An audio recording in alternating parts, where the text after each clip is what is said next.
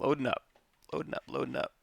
We're recording, which means it's turtle power time. Actually, no, we're not recording. We're streaming. Turtle power. Bebop. Lockout. So we have some anatomy done.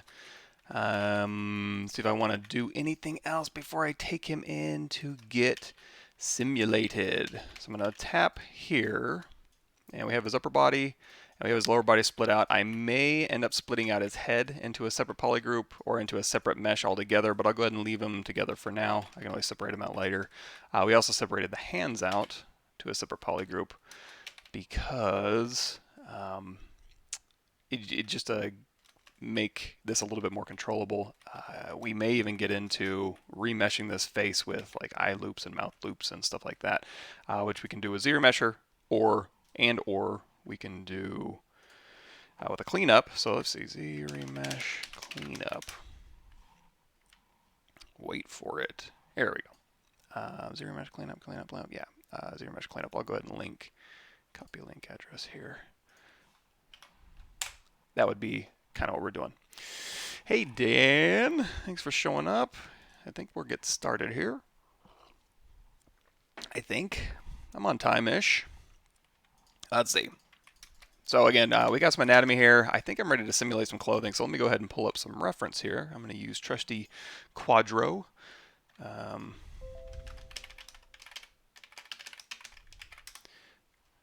Quadro's here. Let's say open recent bebop ref. And one of the reasons I like Quadro, number one, I can put the reference all around my screen. So I just have a bunch of reference just kind of sitting here willy-nilly all around my screen. But the other cool thing, and I use this all the time, is the ability to kind of go and overlay this onto another program, and I can hit T for transparent, and I can kind of just dial it back. So I kind of have a spotlight for any program, and I can also go down to the preferences, and I can say lock images, and then say always on top. So I can just have that sitting there, and then I can actually model behind it in any program, not just ZBrush. So that's one of the cooler things that I like about Quadro. Bring that transparency back up, but I'm not going to be doing that right now. So we'll go back to ZBrush here, and all right, let's go into Marvelous Designer. We're going to make a little vest here and a little pair of pants, and I think that's it. So it should be a pretty quick trip. I don't go into Marvelous Designer often, so you might have to bear with me. And everybody, and we can check out the new Marvelous Design 9 features if y'all want. Again, certainly not an expert, but we can give it the old college try. So how do I get just his anatomy to take in to simulate? So I'm going to hold down Shift, turn off everything but his upper and lower body, and real quickly I'm just going to go down here to Merge Visible. That's going to throw out a merged version of him altogether, and to get his whole body in there, I'm going to go ahead and just Dynamesh him. Let's try Dynameshing him at a resolution 128. That's a little low. Let's try maybe 384.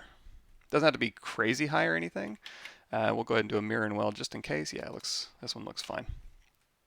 And then we're going into Marvelous Designer. We don't need to take 150,000 polygons in there. So we'll go ahead and say Z plugin Destination Master preprocess current. Wait for it. And we'll say, maybe, I don't know. Let's say 85,000 decimate current. And this will be fine to take in there, I think.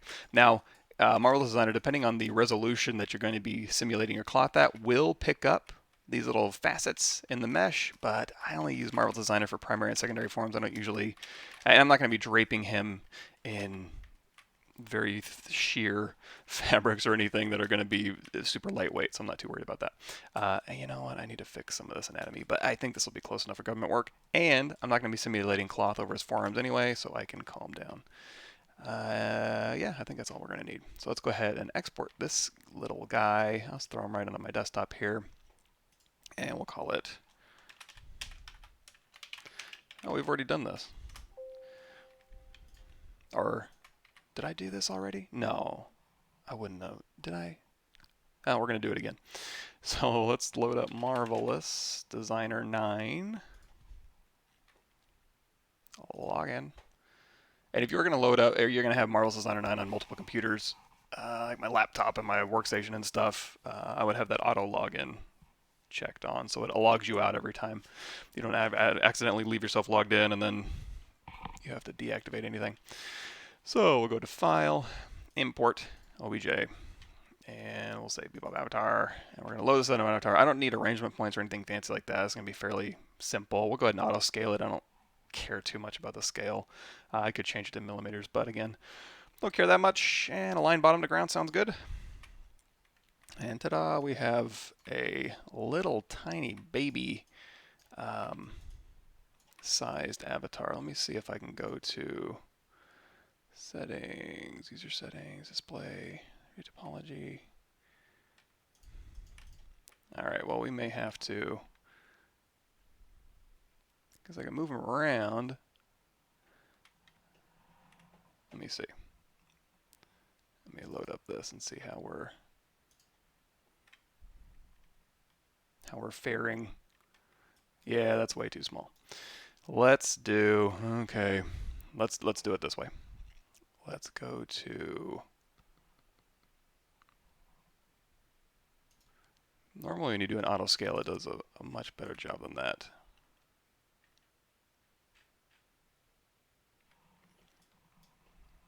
And I used to think that settings had my graphic options, view controls, 3D quad, if I get divided gizmo, select move and rotate, but no scale. Okay. All right, well, what we're going to do is we're going to match our scale of our guy to a marvelous avatar. So how we're going to do that is we're going to go into our avatars here, and we're going to load up a male. A is fine.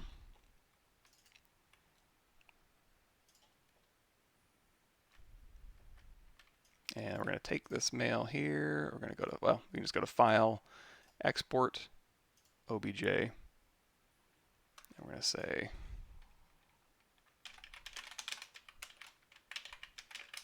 Marvelous Avatar. And we're going to say select all avatars. We'll do single object is fine. We can split them out later. Well, then millimeters is fine. Okay. And then we'll go to ZBrush, go to edit mode, and this is just going to be a temporary fix for our working file. And then we're going to go to import. Now the cool thing about this is when you load in something from an external program and you go over here to your geometry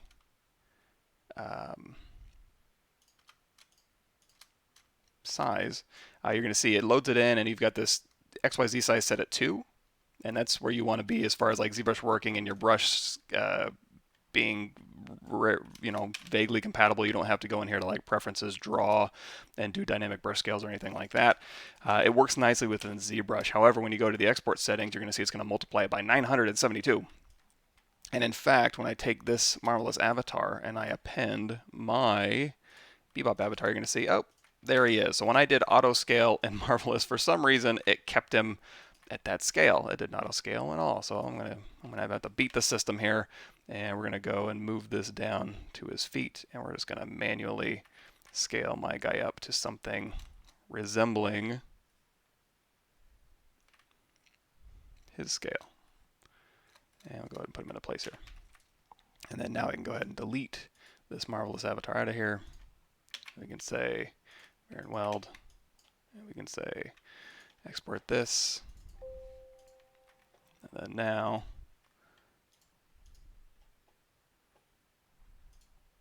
and then we'll go over here to Avatar, delete all avatars, and then we'll go to File, Import, OBJ. And now we'll load it, and we're not going to auto scale. We'll say millimeters, we'll say OK. And that should work. All right.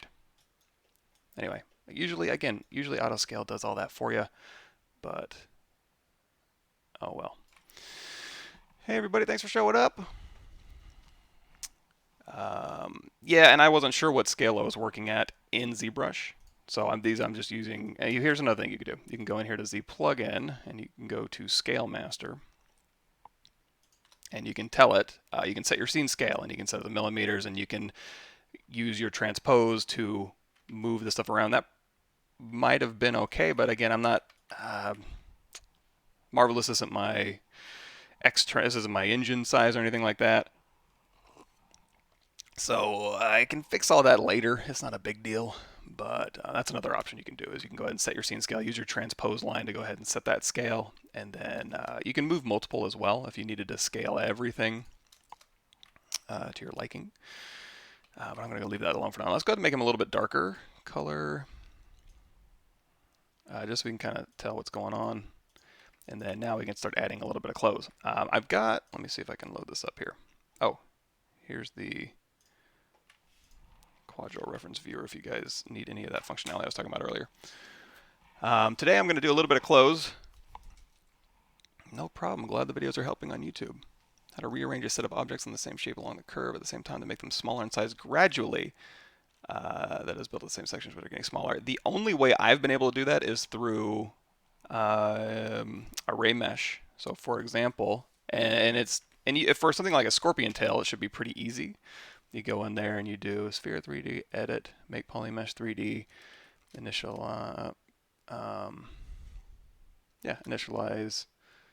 Shoot, you know what? Let's just do this. Q-sphere. And then we want to go into our array mesh, and actually we can load up an array mesh. That'll be even easier.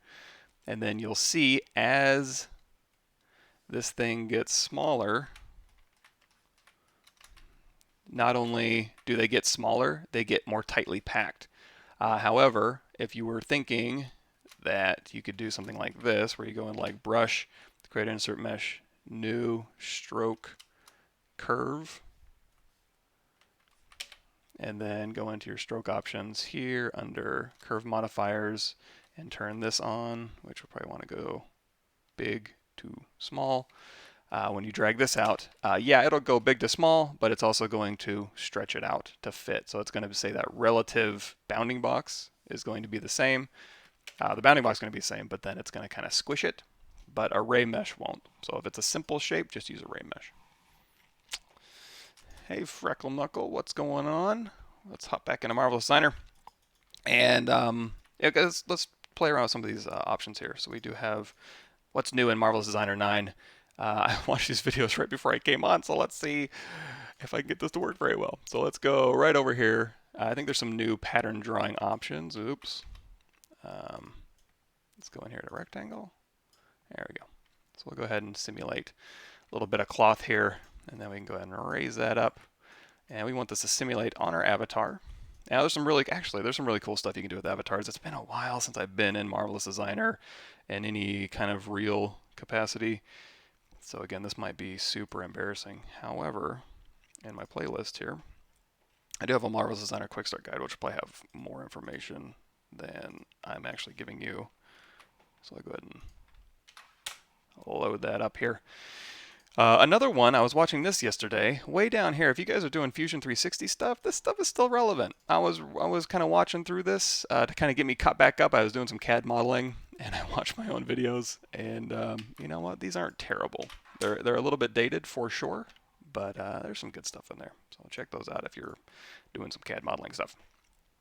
Anyway, back to Marvelous Designer. So the first one on here, our list here, is GPU simulation. So let's check that out. So we're going to go through here, we're going to select this, and we're going to rotate this around so that it falls on his head when I GPU simulate. Now, right now, if you click on this, you're going to see simulate is set to normal. So we're going to go ahead, and actually that simulated pretty damn fast. Let's do that again. However, we're going to go over here to our particle distance, and we'll say like 8.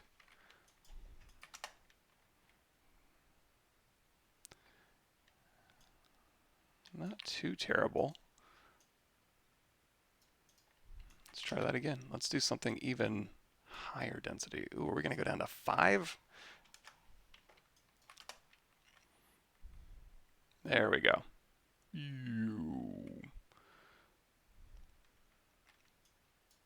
So that's just normal simulation. Now, I'm not running software, or I'm not running hardware that's really probably, whoa, wow, it is.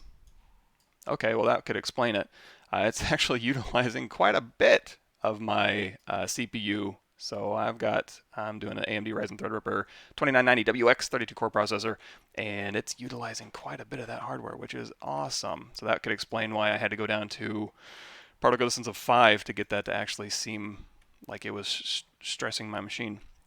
However, you can also do, if you don't have that kind of CPU, you can go over here to simulate GPU, and you can hit spacebar, and then you're going to see, well, it's still using quite a lot of my CPU, but it seems to simulate fast as well. So here's your GPU simulation, and then we'll switch this back over to normal, and then this is our, yeah, there we go. So now you can see that normal simulations have a little bit harder time keeping up. Now, when I was using this for my CGMA class, again, just watching these videos and then just kind of going through the new feature stuff a little bit, we were doing some clothing. There was a few problems with like GPU collision detection. It would detect it kind of late, and also like the layer system, like getting it to detect other cloth, was a little bit off. So you may have to, in some instances, go up here and switch it back to normal. But we'll go ahead and keep that on GPU for as long as we can. You can see how much nicer that is. YouTube might video playback is later than the chat. Yeah, it might be on a slight delay. I'm not quite sure why, but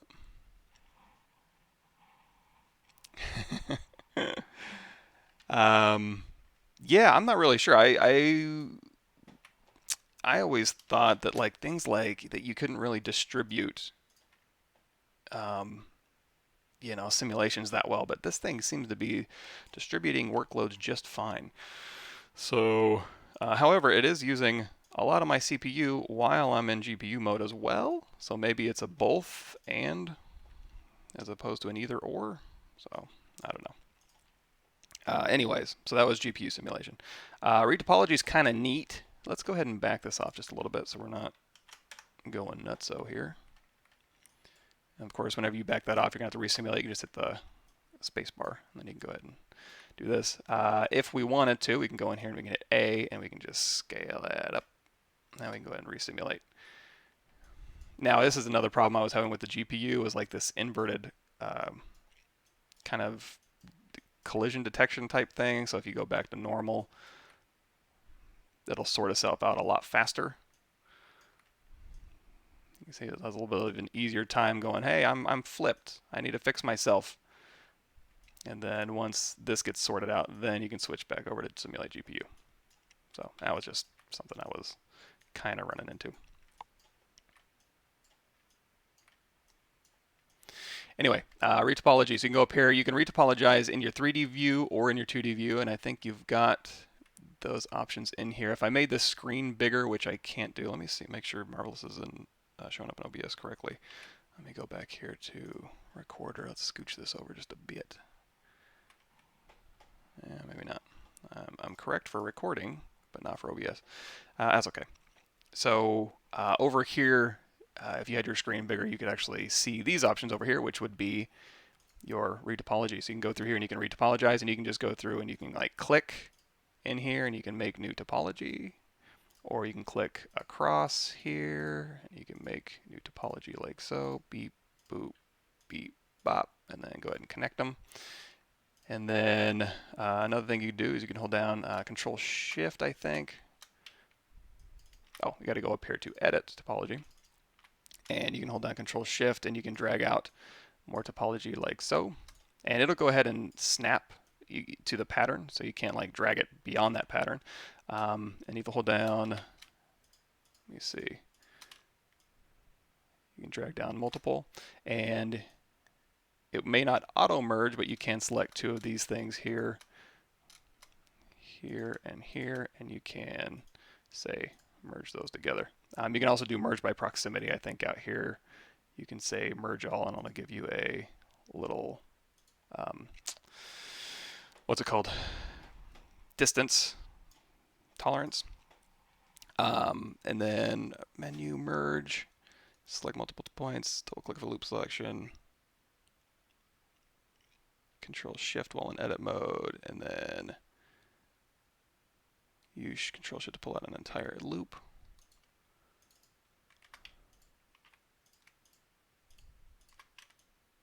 Yeah, that works. Now, an easier way to do all of this would be you can say control drag over everything and you just delete.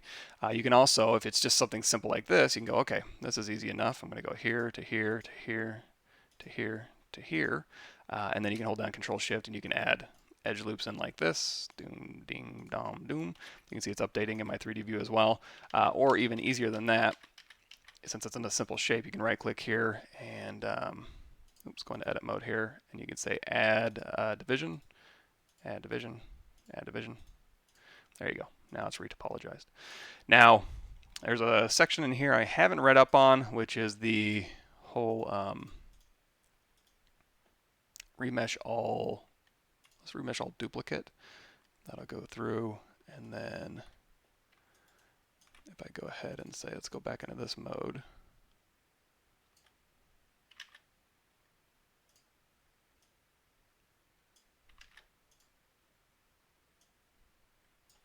And then let's take a look at our topology here. So here's our new remesh topology, and then here's our original topology here. So is that kind of neat? And again, not quite sure what any of that's going to do, but there's your remesh topology simulated. So, and there it goes sliding across the floor in GPU mode. Let's switch back to normal and see if that'll fix that. There you go. Settle down there. So that might be something you just have to kind of switch back and forth. And luckily, it's fairly easy to switch back and forth. So we'll go ahead and delete that.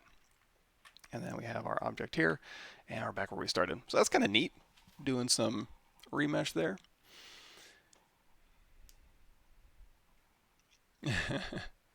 My PC just has 4 cores would explode. Try to simulate this thing. I don't think so. I think it does okay. In fact, yeah, 4 cores, higher clock speed should be fine. I didn't think it utilized that much of my resources, honestly. How many video cards do I have? Just one. I have a 1080 Ti. Keyshot's adding the GPU option in the near future. Yeah, I think Keyshot 9, they're adding that in.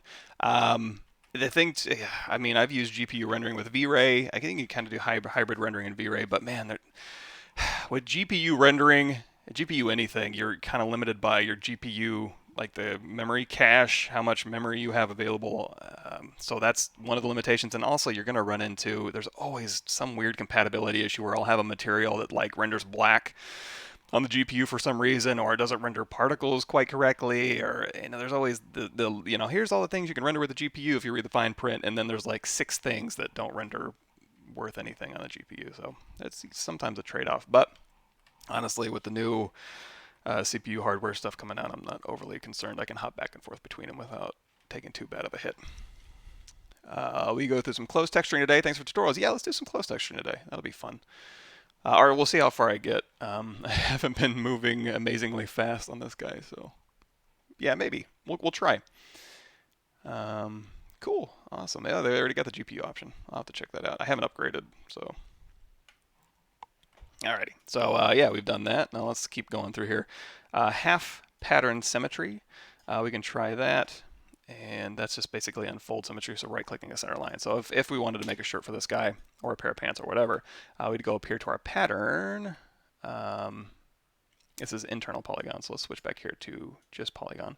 And let's go ahead and make him a quick jacket. So again, looking at this reference here, looks fairly straightforward. Let's see how much I remember using Marvel Designer. So we're going to go out just a little bit here, and we're going to come in here, and we're going to go down. Out to the side. Now he's pretty thick boy, so I'm going to kind of give him a little bit of breathing room here up to his armpit, and then we'll kind of cut back in and around and then back up. Now the front part I'm not going to do symmetry because, well, I can do symmetry, but I'm not going to do mirrored symmetry across a midline or anything like that because I don't need them to be stuck together, so I think I'll skip that part. But we do need to do a back. So in the meantime, we'll go ahead and right click this. Oops, we'll say copy and then right click and we'll say paste symmetrical, which is somewhere in here, I thought.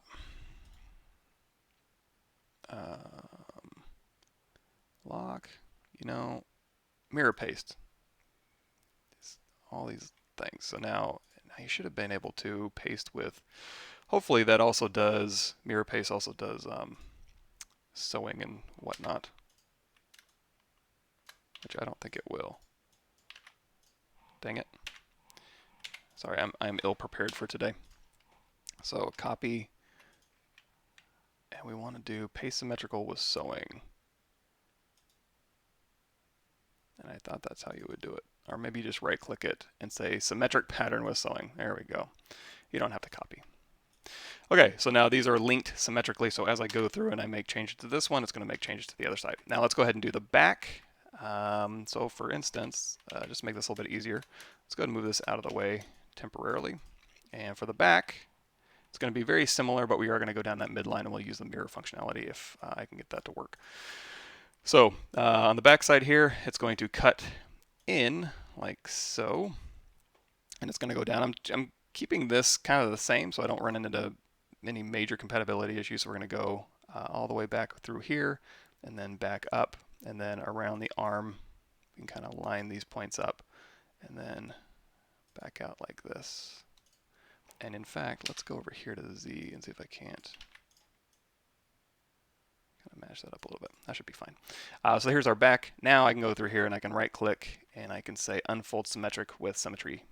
Yay, so now I have a midline, and then if I needed to merge these together later, I'm sure it's as easy as just looking at my notes.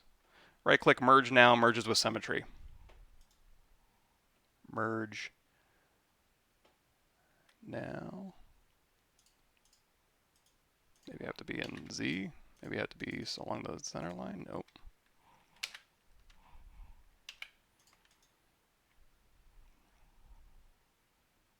And this would be, if I was doing this as a recording, I would definitely go in and edit me out being really dumb. But somewhere in here I thought should be merged now. But we'll deal with that in a second. So anyway, we have our back and we have our front. Let's go ahead and move our back over to the side, and then we'll move our front back. So we'll select both of these, move them over, and our back pattern here, let's go ahead and move this to the back so it'll simulate back here. Now you're going to see it's dark, so you can right click, you can flip horizontally, or you can do a flip normal. Let's go ahead and just flip horizontally here, and let's go ahead and sew this guy up. So we're going to go into our sewing, and this is one of the best features they introduced. This probably, it was a while ago, but being able to sew in the 3D viewport is huge, humongous. That's the best thing in the world. You used to have to like click on here and figure out what patterns go where and all that stuff. So I think that's all I need to sew. We have this open, we have that open. So let's go ahead and hit spacebar and simulate. And hey, let's go back to normal. See, GPU isn't the be all end all. You know, you think, oh man, GPU, it's so amazing. And then you realize, oh wait, everything's broken. Or it works with some caveats. So anyway, we have a vest on there and it's vaguely correct. So let's go ahead and start making some changes to this. Now because this is symmetrical, we get a little bit of leeway here. So we can go through here with our Z and I can just move this side in. And I'm not going to change any of the bottom stuff because I don't want to mess any of that up, but we can, like say, take these inside ones here and we can make these a little bit longer, so that'll hang a little bit straighter. And then that's showing just enough of his chest. Another thing we can do, this is, you can see it's kind of not very rounded. You can also go through here and you can like right click these and you can say convert to curve point, convert to curve point, and let's go ahead and do that on the other side as well. Convert to curve point and convert to curve point. And you know what? We could probably do that with these two.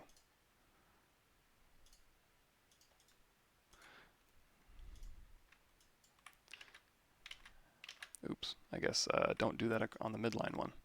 Convert to curve point, and then we'll just say you can be, let's go ahead and go to our curve editor here, and we'll just raise that up just a bit. There we go. A little bit better. So this is going to give me my primary forms, and let's go ahead and hang this a little bit lower in the sides in the back here. So we're going to hit Z, and we're going to grab both of these and just pull them straight down. And then in the back, it's kind of pulling up a little bit, so we're just going to take this one and we're just going to match that. You can actually hang it a little bit lower if you needed to. All right, I think we're kind of good-ish. That's about the coverage I need. I guess I can pull this forward a bit, and we could also tighten it up around his body a bit. So let's go ahead and say take these outside lines and maybe pull them in just a tad. Kind of tighten these up. There was also a another feature that came in that was mirrored pattern creation, so I could like have something on an angle and I could mirror it across that way, but we don't need to do any of that today, I don't think.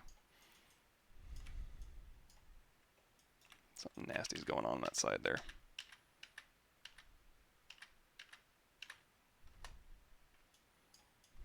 So here and here, maybe it's these things that need to be brought up. Again, I'm just trying to tighten up, maybe be brought in, sorry. So if I want to bring this side in and this side in, I'm going to click the opposite side, and then we can just kind of pull in at the same rate. There we go, that's a little bit better.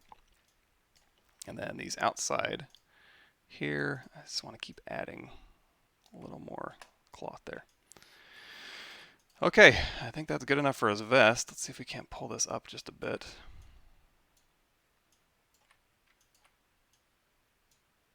And hopefully it's not affecting my live stream, because I didn't realize it was going to use all of my CPU. So, greetings from Retro. I like sculpting because of your videos. Thanks a lot for your work. I have a question about this. How do you get money from it? How do you get your first money with it? Okay, you know, I have, let me see, let me go to my ArtStation page.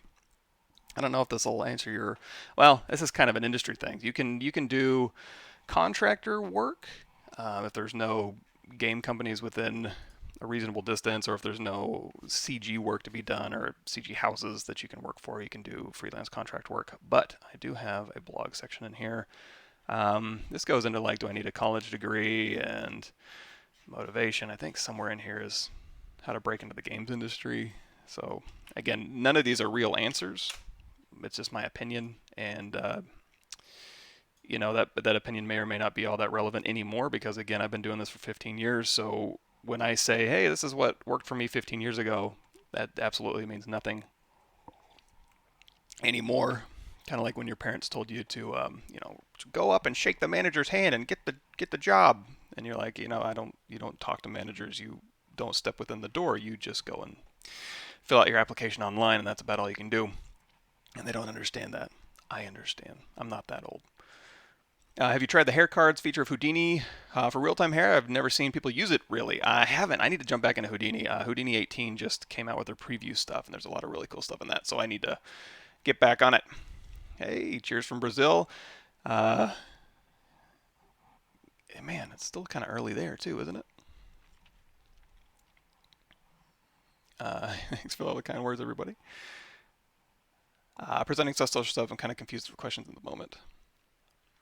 Yeah, it's trying to stay relevant. I mean, if you want to go the route of like, okay, yeah, being relevant on social media and getting recognition there, that'll also kind of be a money thing. And I suppose if I wanted to do this type of thing full time, where I just did videos and streaming, I guess I could make that work. But I also like being in an environment of creating stuff and on a, you know, the team, and making something for a, I mean, not that you can't make things for a purpose. Let me grab this one and scooch these in just a little bit.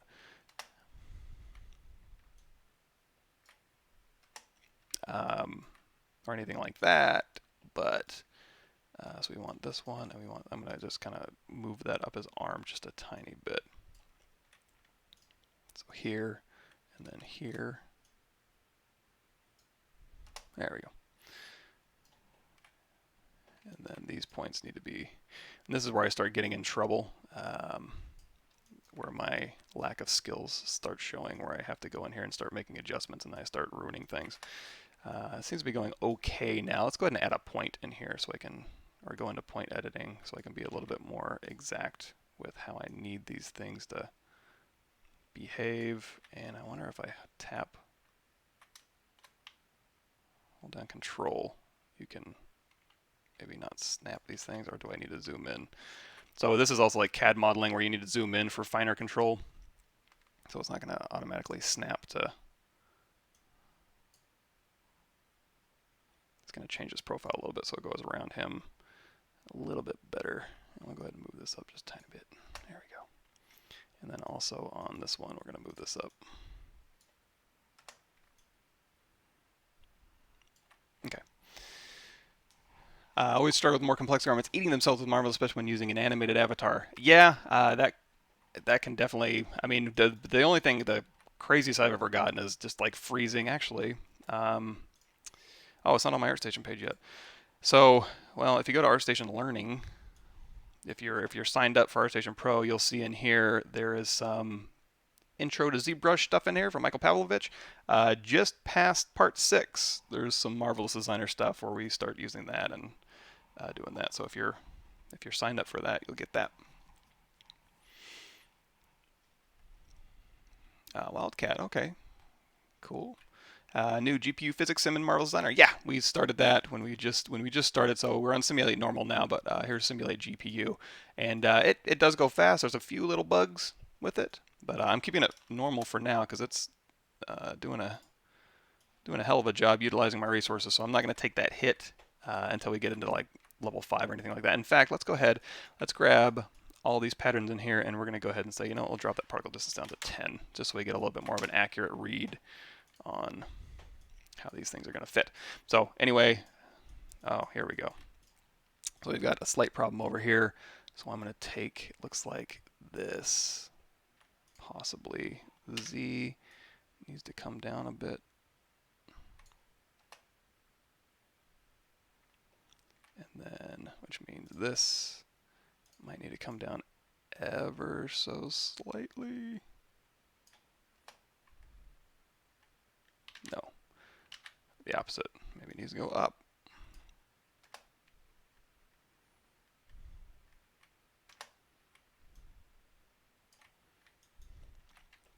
Anyway, if I was a real clothing designer, that wouldn't be quite a problem. But here we go. So we got his vest on there. Now for the pants. So we've got, he's kind of got some high waters in here. It's got a slit up the side, and it's got some interesting patterns on there. So we can see if we can nail that. But in the meantime, if we think we're ready for this, since I don't need this to really interact with the pants, I can go ahead and start figuring out what I want to do with this shirt. Let's go ahead and end this fabric here. Let's go ahead and say add a fabric, so we can keep this normal or default, and we'll say A, and then we'll assign selected fabric to selected patterns, and then just so I can differentiate, you can go through here and you can say, let's go ahead and drop this. Well, we can go ahead and make this kind of red-ish. This will be our jacket pattern, and we should probably save project as, ooh, that's Patchy. He's coming up too.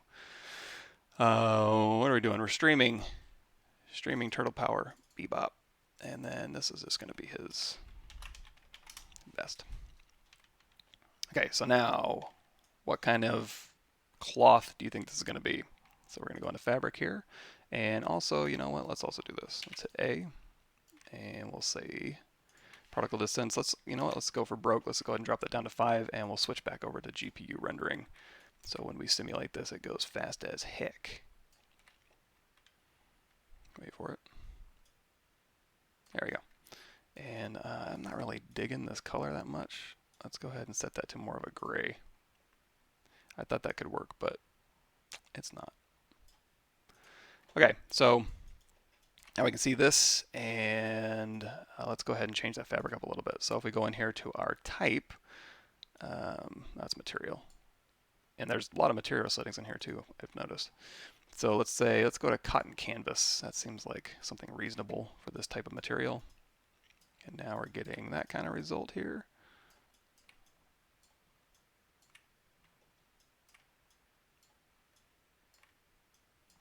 And yeah, let me know if this is taking any sort of a performance hit on my streaming, and I can avoid going this low. I don't need to have that much information. It's just kind of nice for like when I finally take this and export it.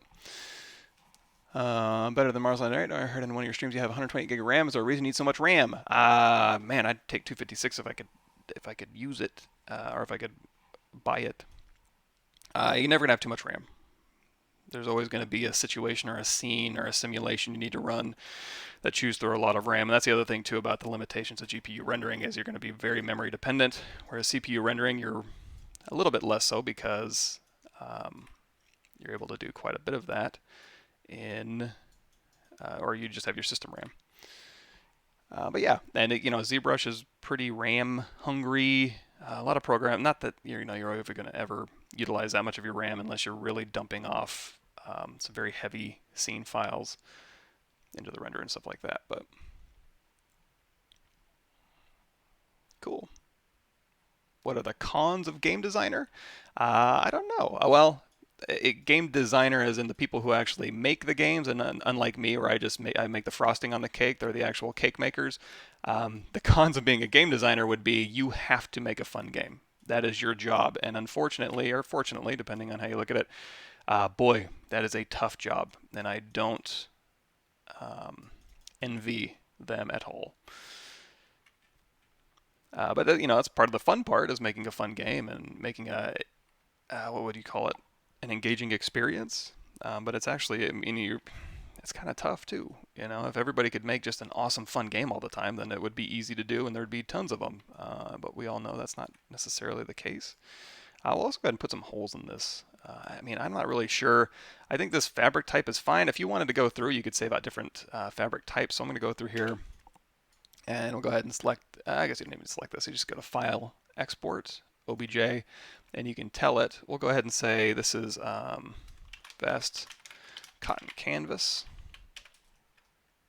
Save, and we don't need our avatar. So select all patterns, single objects. I'll go ahead and weld thin. Millimeters is fine. I don't need any texture files, but whatever. Go ahead and export that. And then now if you need to go back through here, you can save this off, or you can just go back into your fabric pattern here and you can say, let's try something else. Maybe heavy canvas.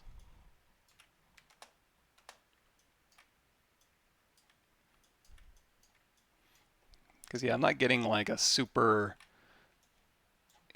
clothy read out of any of his. Not that it's simplified, but it doesn't strike me as a very, like I said, very fine fabric or anything like that, like silk. So we can probably err on the side of a little bit heavier. And then if we need to add any other detail later, we can certainly do that just with cloth sculpting, and I'll take you guys through some resources for that, namely Pablo Munoz Gomez, ZBrush Guides. Y'all know him. We'll use some of his brushes for that kind of thing. This is fine. But just for fun, what we could do here, let's go ahead and let that simulate out, is we'll throw something really sheer on here. So let's go to File, Export, OBJ, and again, no avatars, please. Actually, you know what? I lied. This is going to be vest cotton heavy. We do need avatars. And then we'll switch that back over. Because we had changed the scale, and I'm gonna go back to my other file. We do need the avatar. If I was just going back to that original size, we'd be fine. Although I guess I could do that. We'll do it both ways. And having the avatar is not gonna hurt. So we'll go back down here to cotton heavy, and then oops, that's cotton heavy canvas. That's the one we did. Twill, Oxford. And then we can do like a really lightweight one, which I think would be not denim lightweight. It would be something like nylon featherweight. This will give us a lot of wrinkle information. So if you ever needed to really overcrank that simulation or like really add a lot of cloth detail, this would be a fabric where you could do that. Whoa, and then it goes nuts. So let's do this. Let's switch back to simulate normal, and I'm going to say we'll go back up here to particle distance of 20.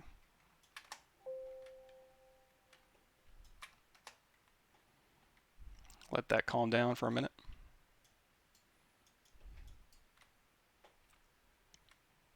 And this one we could probably use GPU just fine. There we go. Calms it down a lot faster. And then we can drop this back down to our particle distance of 5-ish. Let that simulate out.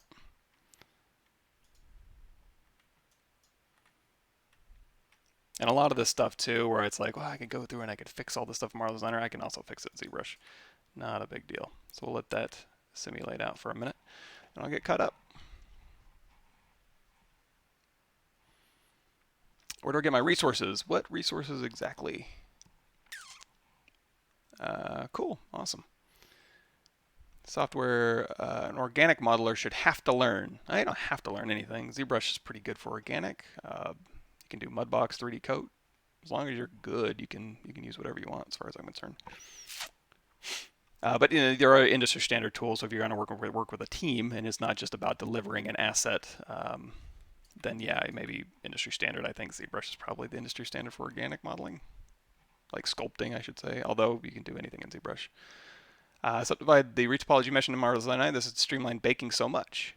Yeah, you can do that. And in fact, let's go ahead and retopologize this. So let's go ahead and stop this simulation. Go to File, Export, OBJ, and we're going to call this Vest Cotton. No, we're going to call this Vest Lightweight Nylon. And then we'll say OK. And then just while we're going to save our project here, I'm going to go back here. And we're going to switch this back to, let's do a particle distance of 10 is fine. And then also our fabric, we'll switch that back to cotton heavy canvas. Now there's a lot of settings in here I'm certainly not going to go over because it's been a while, again, it's been a while since I've done this stuff. We'll go ahead and save this project again. And then let's talk a little bit about retopology. So we can go in here, and like we did before, earlier in the stream, you can go through here and you can use these retopology tools. Now I don't know that you can retopologize mirrored, but you can. The cool thing about this retopology is you can just snap right along this pattern, and then you can do a very kind of a rough. Oh, it is mirrored. Yeah, how about that? That is sweet. So here to here to here. So I'm just doing a very rough retopology, as you can see, but we'll go here and then here and then here and connect these back up. Now, of course, you can use Control-Shift to drag out these lines. If you go in here to edit, you can hold down here to here and then Control-Shift, drag these out, and then you can go through and just snap these down. And then you can move these things around all you want. You can delete. But again, we just did a really, really rough subdivision, but that's actually kind of a little bit better because now we can let subdivisions dictate how the rest of this is going to work. So now I can just go ahead and right click and we can say add all divisions, add up, what is this thing? Add all divisions, keeps wanting to add something in here. Let's undo that. Did I mess something up in here? Oh, we got an extra face. There we go. So that was my fault. Add all division. Add all division. Let's do it again. Add all division. So now we have this retopologized in here. And then again, I haven't read exactly what this does, but we're going to do remesh all duplicate. And then we'll have a version of our shirt that is simulatable, but is remeshed into your cloth shape over here. So let's see what this even looks like. So let's say this is fine. This is fine. And let's just export this as well. So we're going to say we're back in selection mode here. Let's go to File, Export OBJ, and we'll say Vest Remesh Test. Again, I haven't really messed with this at all, other than watching a few videos, so bear with me. Select all avatars, etc., etc. Okay. Yes, and my voice early in the morning, 6 o'clock. But you know what? If the My Favorite Murder ladies can get away with it, I can too.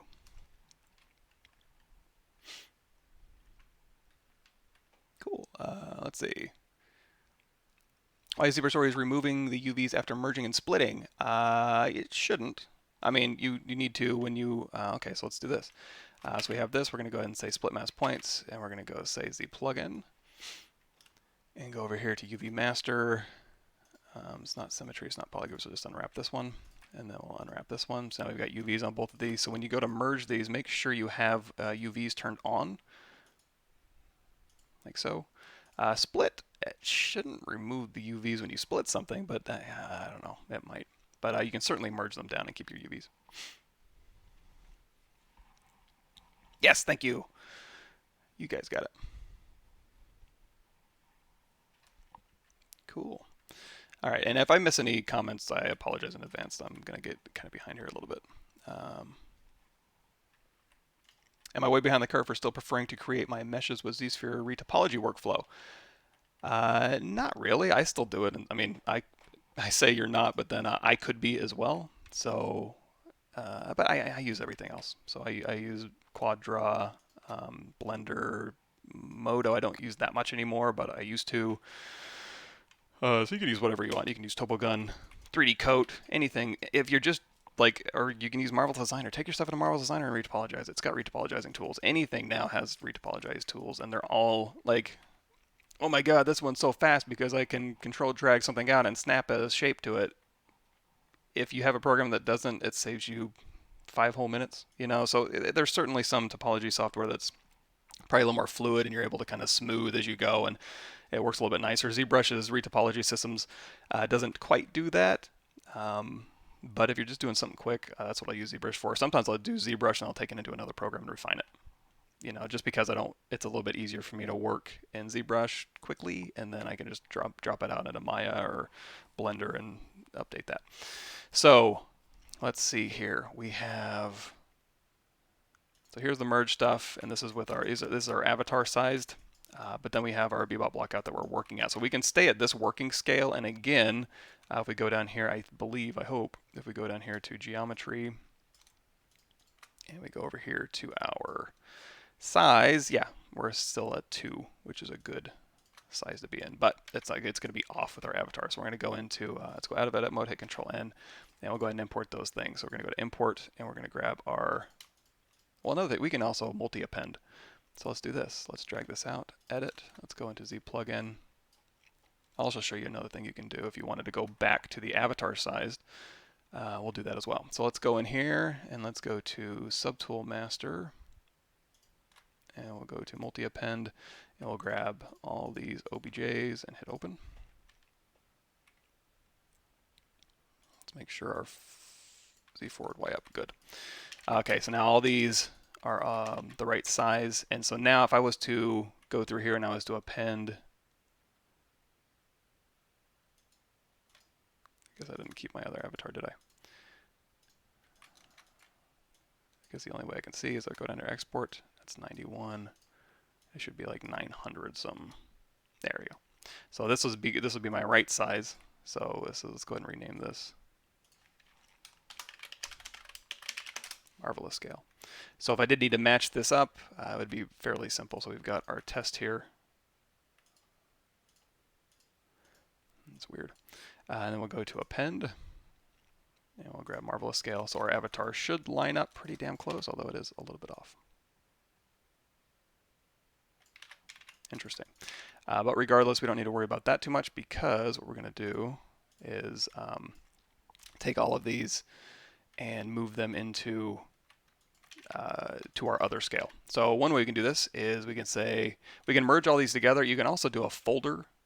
Let's see if we go Control G, oops, escape, Control F.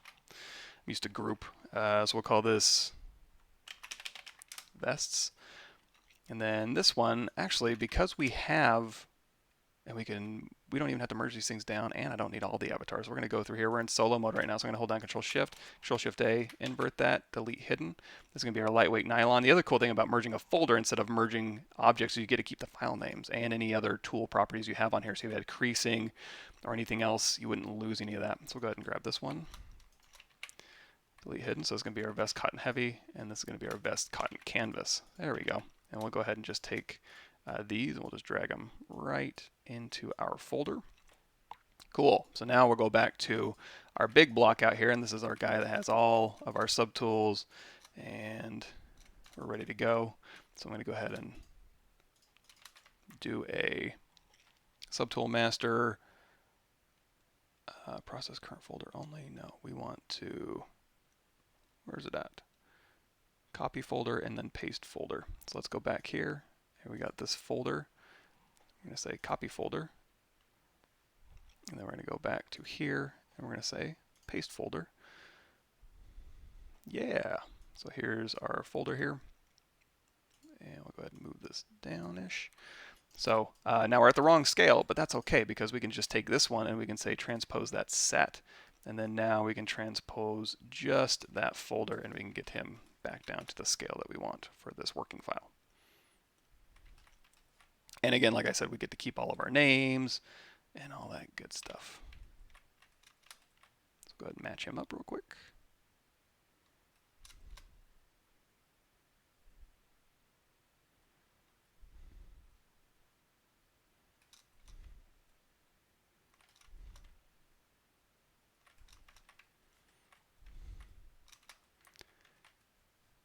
I think that should be pretty close.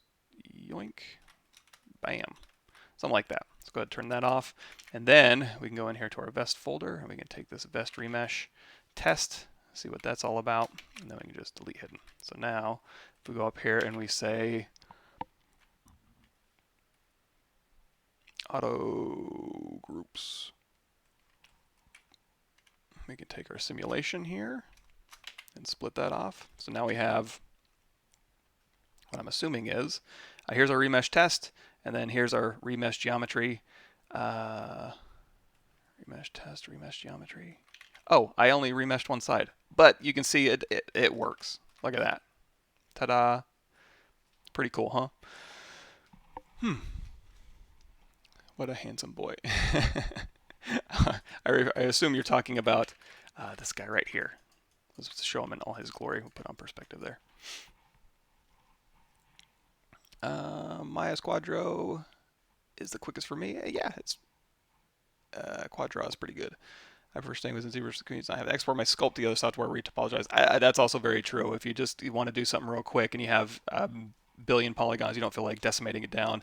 Not that most programs now you can decimate it in, and you can even do geometry cache, so it'll actually run. So it's not as bad as it used to be. Like Maya, for instance, can handle a lot of polygons as long as you don't deform them. If you just use them as a static mesh that you're not going to want to touch anything on, it works just fine. Houdini can handle an insane amount of polygons for some reason. Sculpting a skin-tight superhero costume. Do you think it's worth doing it in Marvelous? Probably not skin-tight. Probably not. In fact, we'll do a quick skin-tight sculpt on him. I don't think I've ever been able to figure out scaling in ZBrush when exporting scale is always pretty much unexpected and always wrong.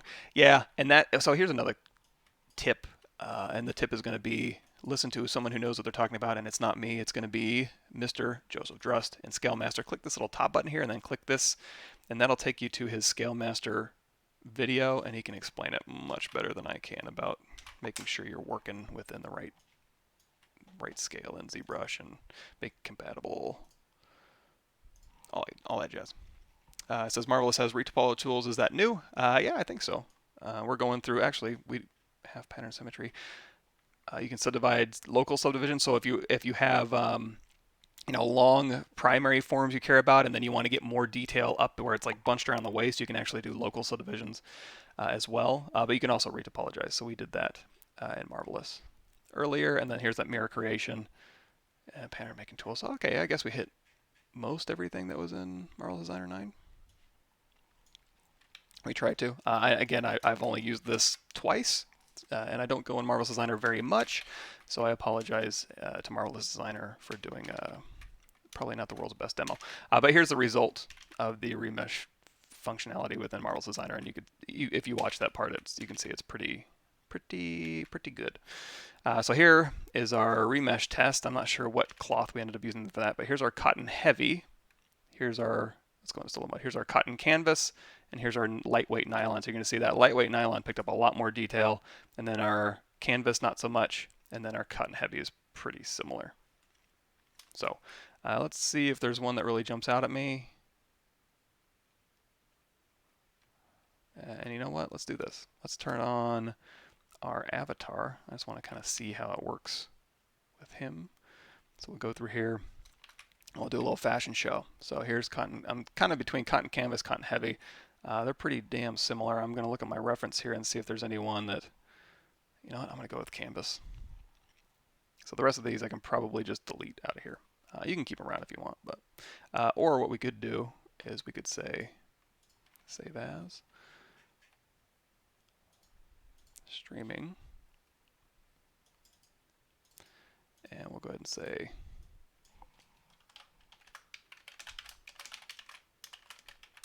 all of our vests are going to be in here. And then we can say, let's go ahead and delete nylon. We liked canvas.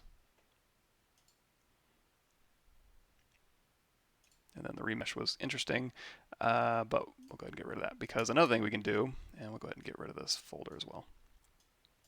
Another thing we can do is we can just use the remeasure. So we have our new shirt here, and it's got all of our details, but then we want to have new geometry so that we can UV it decently. So what we're going to do is we're going to duplicate this off. And there's a couple of different ways you can go about this. We'll do both of them, and then we'll go through and we'll do some more cloth sculpting for like skin tight. If we want to make him like put on a Flash uniform for him or something like that. And one of my CGMA students is doing exactly that, which is kind of fun. So, and also, oh, I don't have any. You worked on DC Universe Online. I don't have it on my ArtStation page, do I? I don't think I do. If I did, it'd be in the very old section, but no DCUO. You know what? I should. Well, I don't know. It's nothing I'm overly proud about, but yeah, it's okay stuff. What software do you use if your mirroring is ever off in ZBrush? Double check that you go in here to your geometry position, and then your X position is zeroed out. Let's go ahead and say yeah. So you're right, that was a little bit off.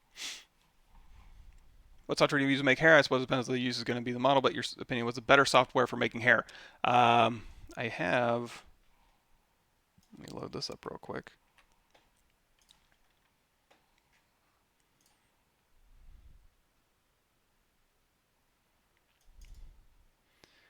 So here, so if you want to use ZBrush, this is what I used to make hair a while back, is just using ZBrush to draw my hair cards, and then I would use Geo to Maya hair to put splines along those paths. So I'm doing anything complex where I don't want to like comb something into a shape. I'll just use that method, and I can do cinematic hair, or I can go down here and make hair cards. You can also use XGen. That seems to be pretty much standard nowadays for making hair. You can use fiber mesh to make hair. You can use Houdini to make hair. You can use Blender to make hair. They're all. It's just like what you retopologizing. They're all different flavors of the same thing. How do you retopologize for thicker clothes, or is it just baked? We're going to do that now. So let's check this out. So we duplicated this off, correct? Let's go ahead and say vest cotton canvas. Yeah, we got this one, and then we got the original. The original is going to be our details, and then this is going to be our remesh. So let's go ahead and remesh this down to something. So let's go ahead. It's not symmetrical, although it's damn close. So what we're going to do is let's put in some polygroups. Let's go through here and let's slice where we would actually have a seam. So we'll go through and we'll slice. We'll go slice right through here on the shoulder, and then we'll slice right through here on the back, and that's going to give us, I think, pretty realistic expectations for our geometry here. So again, we're not symmetrical. It would remesh a lot faster if it was, but you know, clothing is being what it is. We'll go through here and we're going to say zero mesher. We'll go half, adapt size down to we'll keep it a low number. We'll say keep groups. We don't need to smooth groups because we sliced, and that gave us already a smooth result. The lower your adaptive size, the more equal sized quads it's going to give you. The higher it is, the more it's going to want to build in direction changes. So we can just keep going zero mesh half. And the thickness will come later. Now there's a couple different ways you can do it. And if zero mesh ever needs help, like if there's any problem areas in here you need to go and pull to a point or smooth out, it's pretty good. It'll let you do what you need to do. For instance, here, let's go ahead and help this out a little bit. We're going to go say split edge, and then we'll say delete edge here. And then, you know what we can do? We can also do, do I have X turned on? Turn off X symmetry. Go through here and we can say, we'll split this.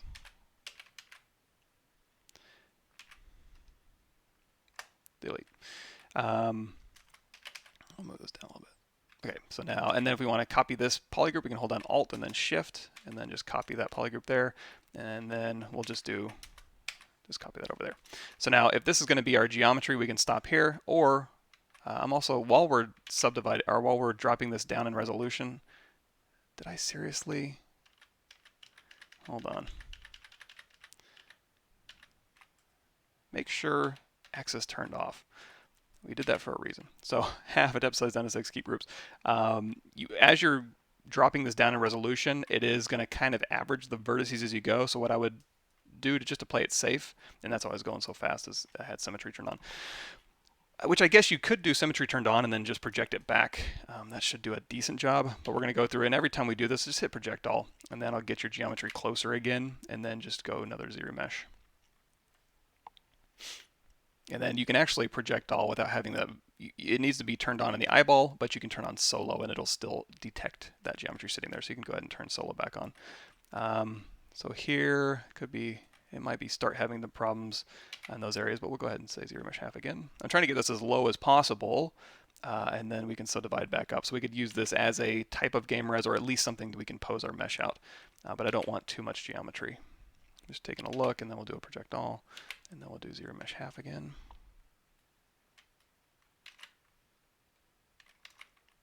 Keep trying our luck. Oh man, it's doing great.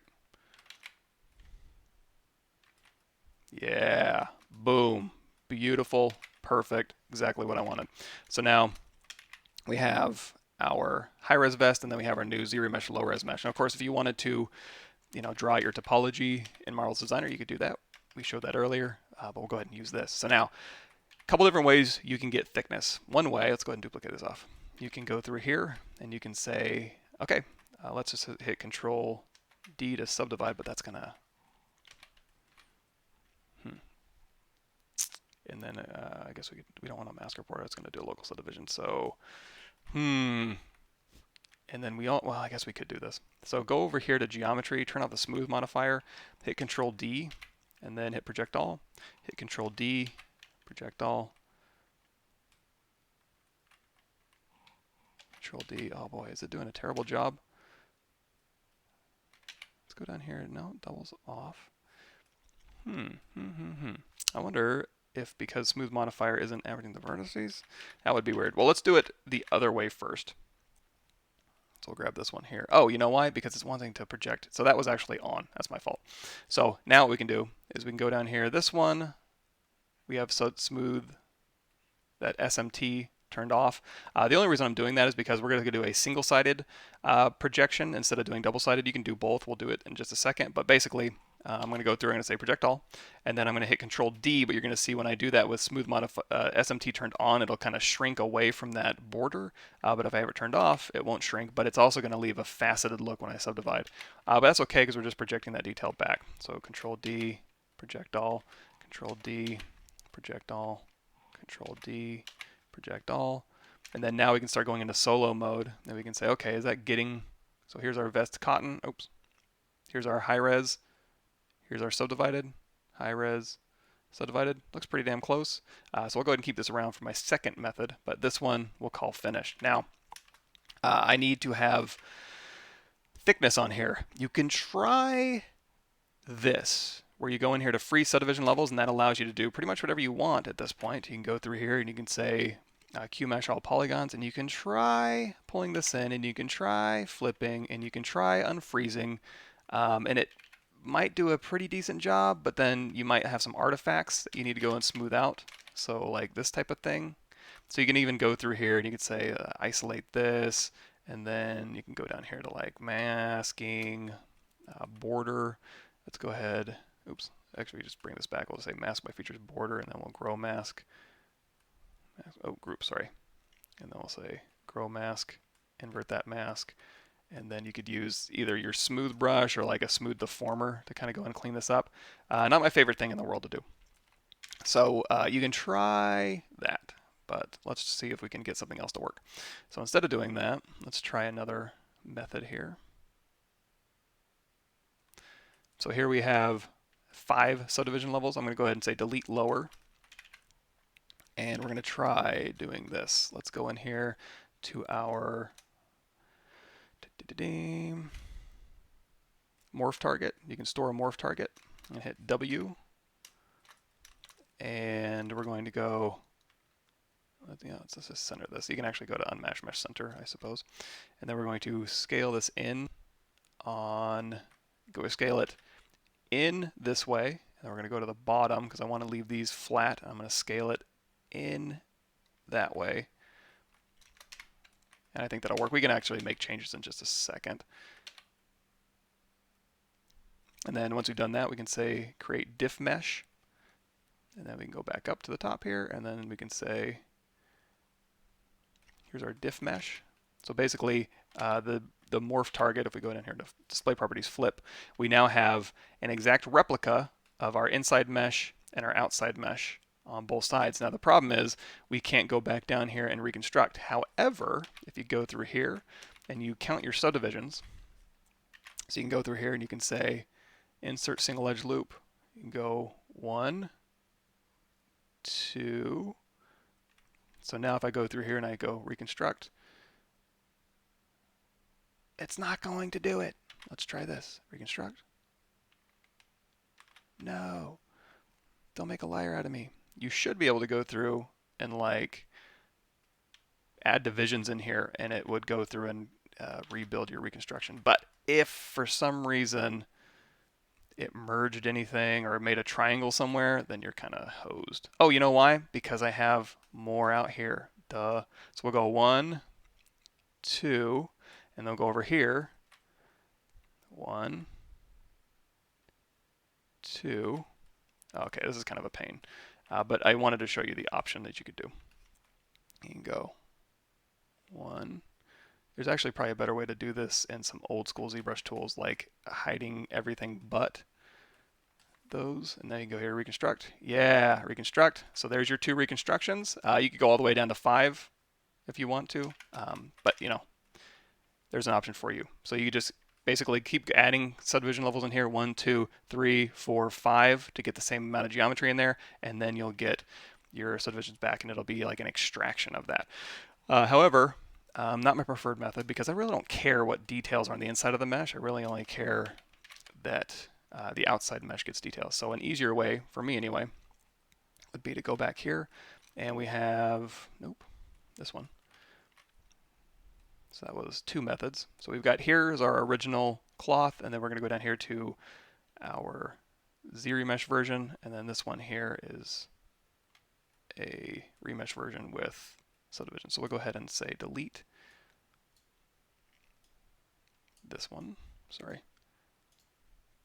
So cotton canvas here, and then best cotton. So what I prefer to do is just go through here immediately and do a Q-mesh all polygons. Actually, let's do an extrude all polygons. The Q-mesh tends to stick things together, so I want to be careful and just have it simply make a thickness. I'll go through and do an extrude, and then again, display properties flip. Display properties way down here at the bottom. Here. So now, again, I don't care what's going on the inside, I just care what's going on the outside. So what we can do is, let's do this. Go out of solo mode so you can see that we have our original high res showing. So ideally, you know, I can get those polygroups back, but you know what, we'll play it safe. So what we're going to do now is we're going to isolate just these polygroups that I care about. And we're going to say project all. Bring everything back. Let's go ahead and do a crease. We could do crease PG, but I want to keep these corners nice and sharp too. So I'm going to do a crease tolerance like at 49. So now when I go and subdivide this, it'll go ahead. And actually, you know what? Let's go ahead and crease this little corner edge as well. Crease this edge here. And I feel like maybe this one. So now, as I subdivide that, I'll keep it nice and crispy. So again, we don't need to be in solo mode. We know that it's going to pick up because it's visible. So we'll hit Control D, and then we're going to isolate these again. Project all. Bring everything else back. Control D. Project all. And the only reason I'm doing this, I could make these all one polygroup and make my life a little bit easier, but I kind of just want to keep those polygroups. So that's not too bad. Go through here and project all. And then let's do one more. Control D.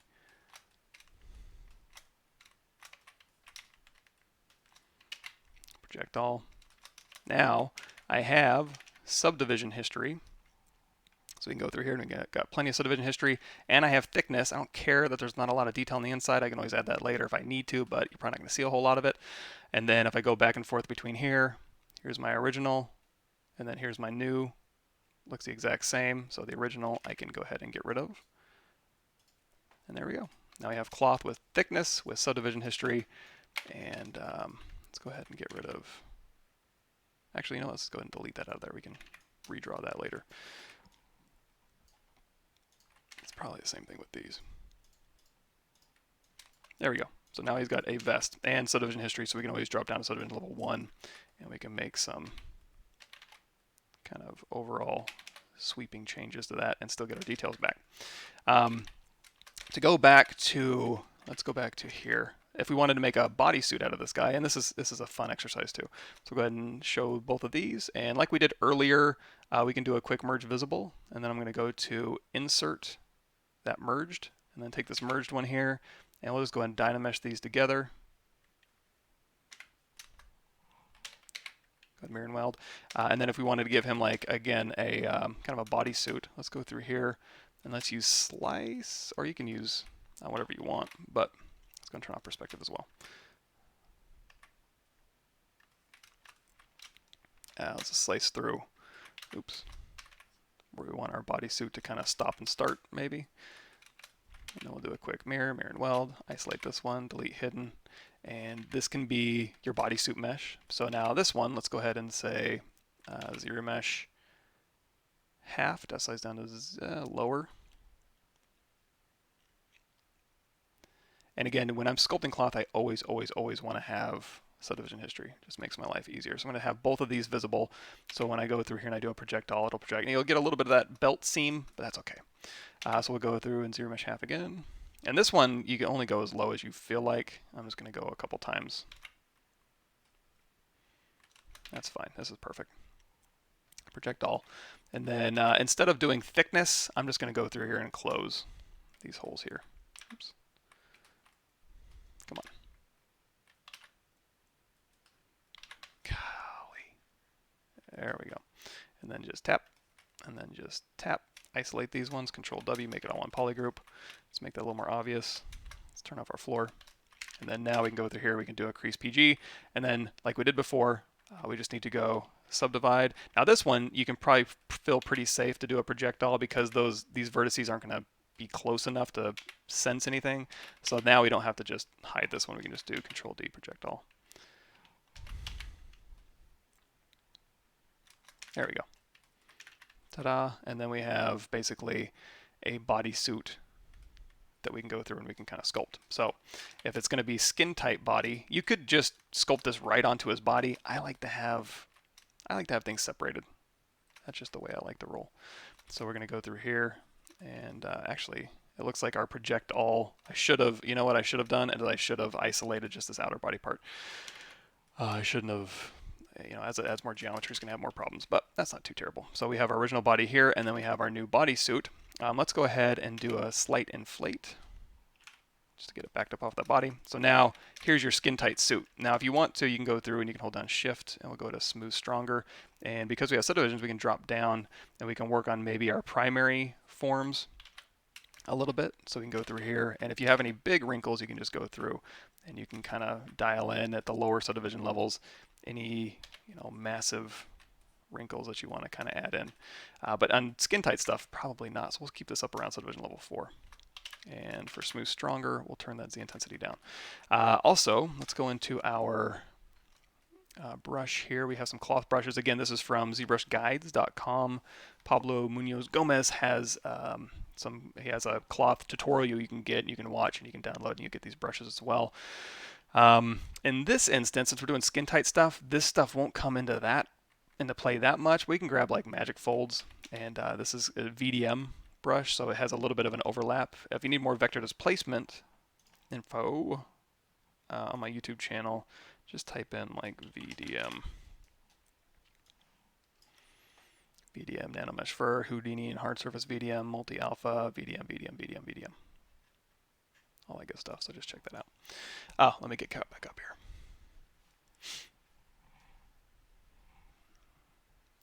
Again, if I miss something, I'm sorry. I'm kind of scrolling fast. Use a scale master line of scene. Yes. This is ZBrush. Yeah, this is ZBrush right here. Our, depending on maybe Marvelous Designer, where we were at earlier. We have that turned off, right? Yeah. I've never used Ornatrix. I have to check that out. What to say is the thing you find hardest to do in VFX games? For me, or just in general? Like for me, it would be the engineering part because I have no clue about anything engineering-wise other than a vague idea. I mean, I know what they need to do, but I don't know how they do it at all. So that would be the hardest thing for me. But as far as like on the art side, what's hard to do on art? There's nothing really that's rocket science. I mean, it would be hard for me just because I don't know anything. But as far as like something that's really hard to do, anything you do enough, and it's going to be a non-answer for sure, but anything you do enough is it's not gonna be really that hard. I don't think. I'm trying to think of something that would be like, oh man, this is always a nightmare. Probably the hardest thing for me to do would be the boring stuff, and hair can kind of sometimes get into that category because it's a lot of try as you might, and you can groom things into a kind of position, but if you want to really get things locked down, it's just a lot of manual tweaking. I don't find that stuff particularly engaging. Same thing with like super hyper realistic skin. I'll take shortcuts all the time. Texture XYZ, go through, or actually I'll have just like a base mesh and just put my pore detail on there and just use WrapX to put it on everybody, and then go through and do the unique scarring. Male, female pores doesn't matter to me, so I'll just do it one time and call it a day. I'm not a big like pore tweaker or a likeness. Like, you know what? Likenesses are hard to me, not because they're not because there's anything that difficult about them, but just because it can get so tedious to kind of go through. And I mean, some people love that, and it can get kind of I don't know. It can kind of be like UVs, where it's kind of like it's not hard, it's just boring. But some people love doing UV. Some people love matching the moles and pore detail in a likeness, and more power to them. I'm not saying that's bad. It's just not my thing. So those would be hard for me. Things that I find boring. How much of the game workflow are you required to know? What is your opinion on generalist versus specialist? It's always useful to know upstream. Let's go ahead and just start sculpting on here. It's always useful to know upstream and downstream dependencies. Like if you're a character artist, you need to know animation and rigging, not to the point where you're like an expert or anything like that, but to the point where you can make good decisions in your models based on what the rigging team and what the animation team is going to have to deal with, especially if you have super functional, like if you're doing mechs, robots, weapon design, and even to a certain extent like armor sets and stuff. Knowing when to go through knowing and being able to test your own functionality is only going to help you. That's what we call complementary skills at Certain Affinity, is the ability to not only do your job that's in your department, but also knowing enough. And also, like, if you're a good concept artist, or you're able to translate, like, you'll get a piece of concept art, but it's not going to have all the answers for you probably. Although, with the 3D concept arts now, it answers a lot more questions. But if you're interpreting concept art, you'll be expected to interpret that concept art in a way that enhances the design and messaging. So if you know a lot of good stuff about game design and target acquisition and stuff like that, and you're playtesting a lot, that's going to make you a better character artist, more so than just somebody who's like, yeah, I get my concept and then I just execute on that concept. And if the concept didn't draw that perfectly or doesn't match, then I have to go back to concept and have them iterate for me, as opposed to you just being able to go through and do that. Or you can always collaborate with concept. There's nothing wrong with that. But having those upstream and downstream, and this is like wet t-shirt. So I'm going to go through here and I'm going to smooth out just a little bit of these details. So it's not like, I mean, if you're doing like a statue for Marvel or DC or something, then go ahead and leave that.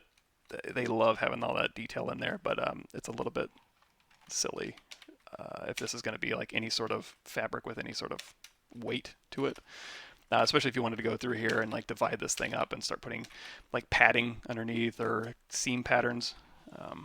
For example, there's no seam patterns in here. You can just make your own. You can go through here with your Damien standard brush, for example, as a super simple seam. Go back up to some level 5. You can start adding your seams in here. If you've been paying attention, the new ZBrush 2020 features, which are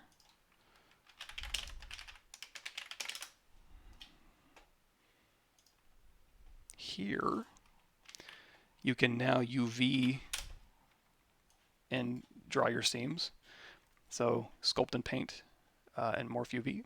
So you can morph your UVs and then sculpt on it. There's a kind of a hacky workaround you can do now, but 2020 is coming out soonish, I think. So let's see, we're close here. How long did it take to break anything this year? I'm currently in my mid-20s and wondering how long it took for you. Exactly, and everybody's different. And if you go back to that blog I posted earlier, that'll take you through exactly like what happened for me. And it took me, I mean, if you include college, like I went to Texas State Technical College for 18 months, and then I went to Ringling for 4 years. So if you include those, it took me 5 years to get through college, and then I got recruited out of Ringling to go work for EA. They had people come to our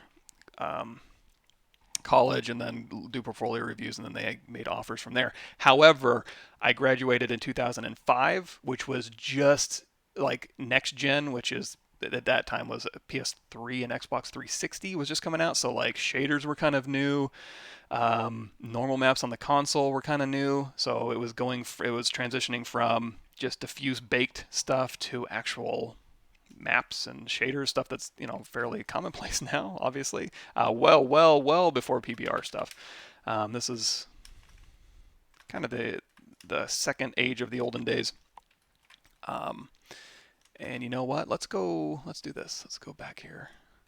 But yeah, it didn't take me any time at all to get in the industry because I was recruited. But at the same time, I do know that I got very, very, very lucky. I'm not saying that that's going to be the norm. What made you decide to go into VFX games? Movies, VFX, like Jurassic Park, Star Wars, was kind of the catalyst for me to be like, man, you can do some really cool stuff on a computer.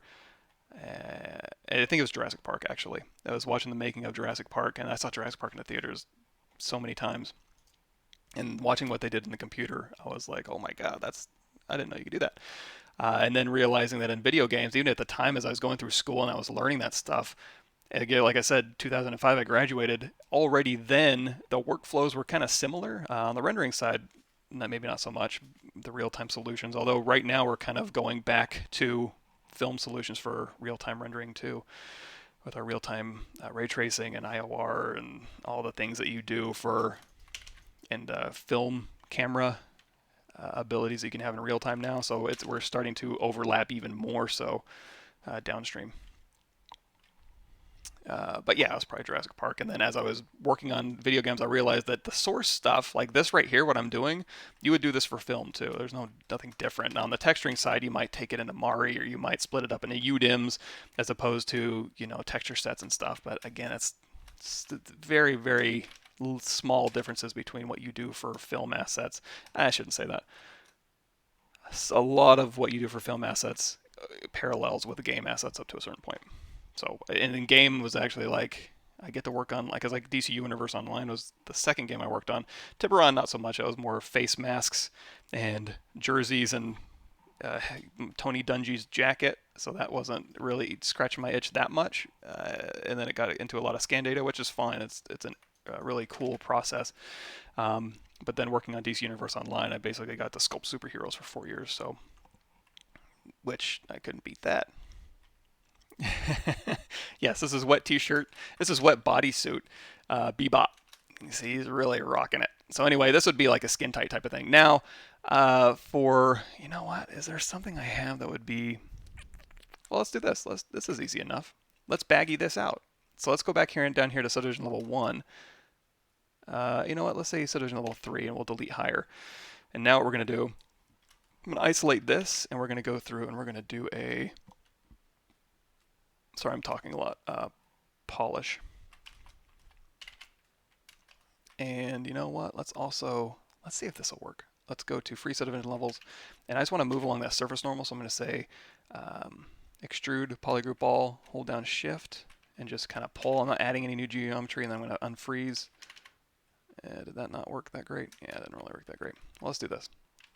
Let's go into inflate. I'm just going to kind of baggy this up a little bit. So we get a little bit, we have a little bit more fun with cloth. And then again, we'll do a polish by features this time. Open circle. And then we'll do an inflate. There we go. So now this is going to be more of a kind of a onesie for like maybe a, I don't know, plumbing outfit. Kind of hang this a little bit. So we can drop down to subdivision level 1, and we can kind of dial in where this cloth is going to go, and we can hang it a little bit more, make it a little bit more loose fitting. And this is where, and again, go check out ZBrushGuides.com, drapery stuff. He talks a lot more about clothing than I'm going to, but basically you're looking for tension points and where things are going to hang from and hang to. There's books you can get on this as well for fairly cheap nowadays. But basically how this cloth is going to hang. And then we can go to subdivision level 2, and you can start working on your primary forms. And this is where things like magic cloth kind of come into play, or really just even like standard brush is fine for primary forms. And let's go ahead and turn off X Symmetry so we can kind of go through, and we can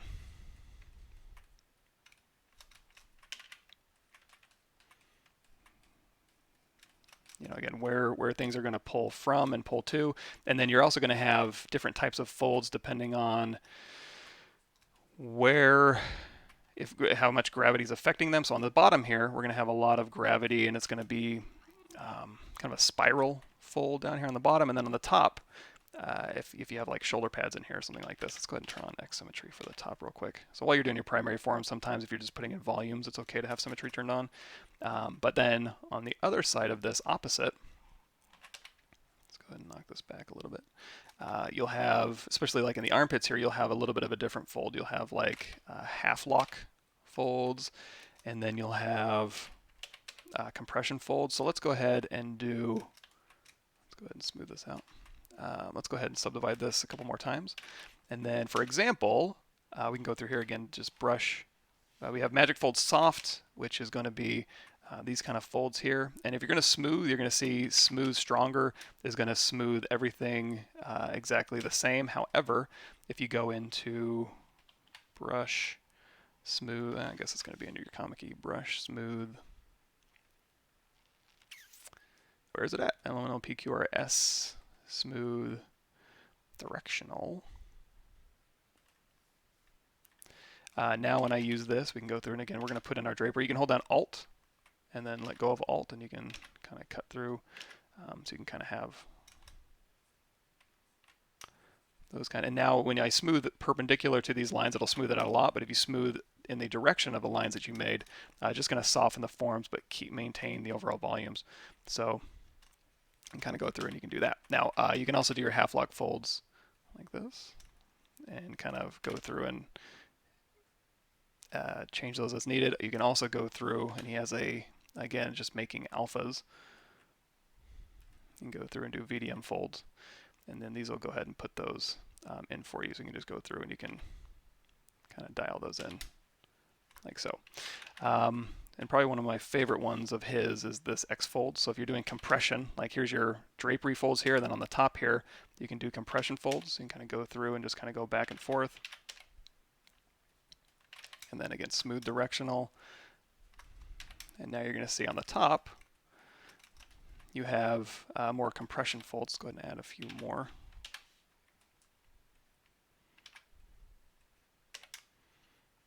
And that's just to kind of break up the surface, like so. And then you can go through here and you can use your standard brush and smooth, or even like your inflate brush, and you can kind of go through and you can add a little bit more contrast in these folds, a little more overlap. Go back in with your standard brush and kind of tweak these as needed. And your Damien standard brush and stuff like that. So anyway, that would be different types of folds you can do relatively quickly. And also, even on the stuff we're doing, the ability to go through and, you know what, let's go ahead and I'm going to clone this off. And then I'm going to go back.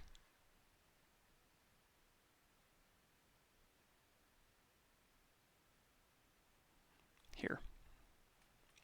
And I'll start sculpting. It's going to yell at me because I wanted to keep that bodysuit around just for Smooth Stronger. If we wanted to play around with this one a little bit more for like UVs or hex tiling patterns and stuff like that.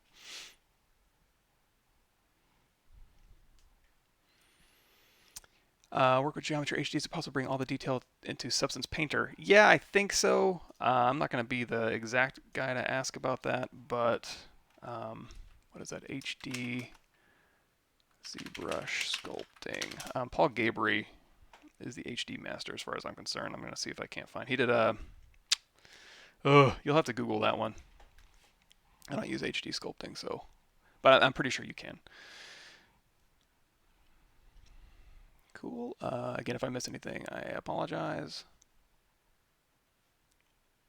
Any tips for me to do face retopology that is not symmetrical? You can have a base symmetrical mesh and then use WrapX. That's what I do. Just use WrapX to go through, and there's actually a ZBrush plugin for WrapX. Twitch chat is weird. Is it also live on YouTube? Yeah. So I'm getting both. Here's YouTube. Here's Twitch. Just ready to do face apologies. I'm sorry. Keep saying it's connecting, but it won't connect. Huh. I'm getting your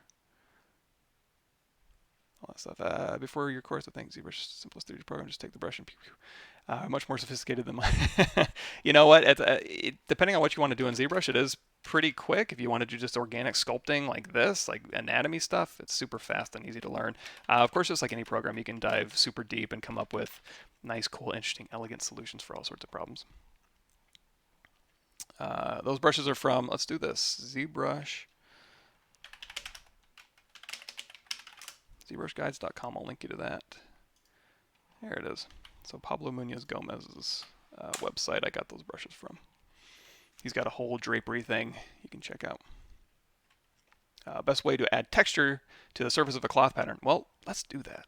Let's stop messing around with these guys and let's go to our real deal Holyfield. Grab this one here. So we've got our body, we've got our vest, and on our vest we have Subdivision History, and now we have this. So now let's play around with this a little bit. So one interesting thing we might be able to do is maybe add a little bit of more vest detail to this. So let's go in here. Let's try this. I'm just going to try. Let's go into Freeze Subdivision Levels. Might regret this. And then we have a poly group all the way around here. So I'm going to go through here and we're going to say Extrude. Again, you can use QMesh, but I just feel safer using Extrude sometimes. We're going to extrude this out, and then we're going to say unfreeze. You know what? It didn't do a terrible job. Did it do a great job? No. Let's go ahead and say, let's do this. Let's go down here to masking, smooth groups, and then we're going to grow that a little bit, invert that, and then I'm going to hide it. So I'll just turn off view mask, and I'm going to go to my deformation, and I'm just going to do, whoa. Deformation, and we're just going to do maybe a polish or a smooth.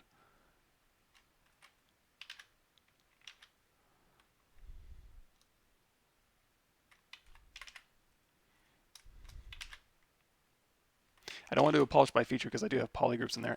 Yeah, see, it just does some weird stuff. I was hoping I could do a little bit of extra. Well, we can get around that, so let's undo that. We can do it, but it just won't be inside. It'll be outside. So we'll go back to geometry here. So to add seams, so we do have group borders on here. So if I want to go through and add some seams to this, there's a couple different ways we can do that. One way is to go through here and you can do, again, just like we did before, we can go into our masking, mask by groups, and then actually let's just do this. Let's grab these two. Oops. Come on. These polygroups here, mask by groups, and then we can invert that. Oops, not yet. Invert that, and then we can use like an inflate. Just kind of pop those in like so. And then that'll be kind of the inset for these, and you can always go through here and you can kind of dial that in. Or we can do a smooth direction. I'm going to take that smooth stronger and just turn it down a bit. Although it does seem to be smoothing awful strong for Subdivision level 5. I'm just going to knock that back just a tiny, tiny bit. Now, another thing we do, we keep that divot in there, and of course you can go through with cloth sculpting brushes and add these as well. But another thing you can do, let's do this. Kind of knock these back just a tiny bit.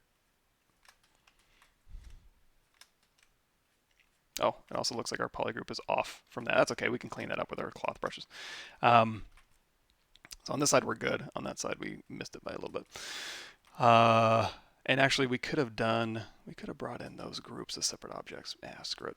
No big deal. So we have this, and now what we can do, let's go down here to mask by features groups again. And again, I don't want to mask these groups on here, so I'm just going to grab these outside edges here. We're going to do mask by groups, and then we're going to do a grow mask just to grab more of that, and then we'll hold down Control Alt, and we'll tighten that up just a little bit, and then we'll go ahead and let's do this, invert that, and then do another mask by groups just to mask out that inside line we don't want to touch, and then invert that again, and then when we invert this and we do an inflate, let's go ahead and tighten that up just a little bit. That'll kind of add a little bump around that, but it looks like we need more. I didn't realize we're going to need this much resolution. I guess I did go fairly low in my. So again,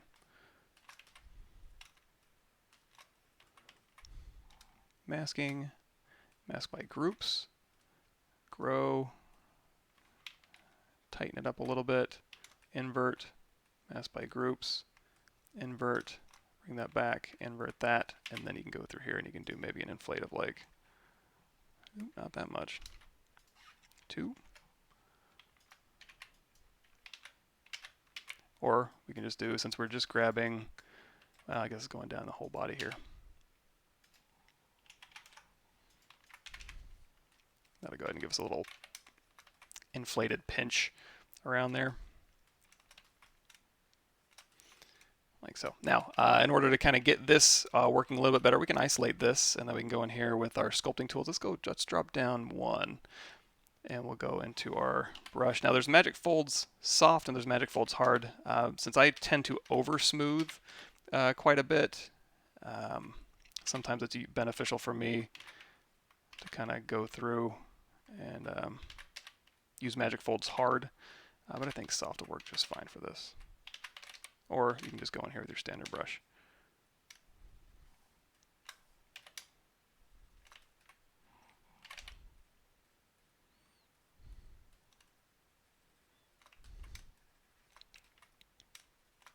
And then we'll go back here with brush, magic folds. And go through here and we can hold down Alt.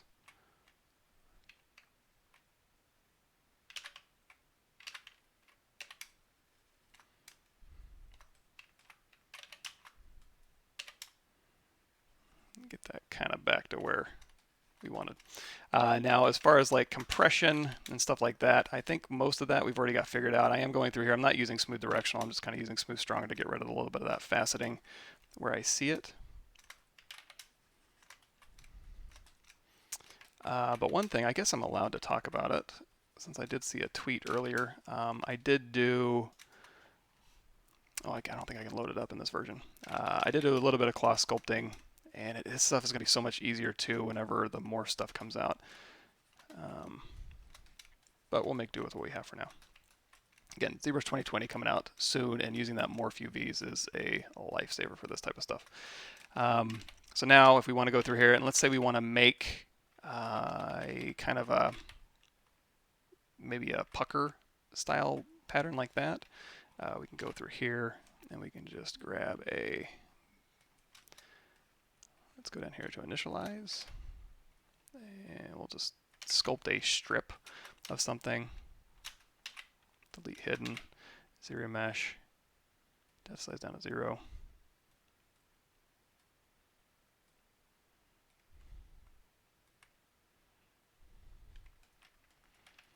And I guess it might have been better if I used a plane. Here's what we can do. Why fight it? Let's go in here to our plane 3D, make polymesh 3D, and then just grab a section. These are nice even. Okay, so now we can go through here and we can say, let's turn off that smooth modifier. Divide, divide, divide. And then we'll go ahead and put in maybe a seam.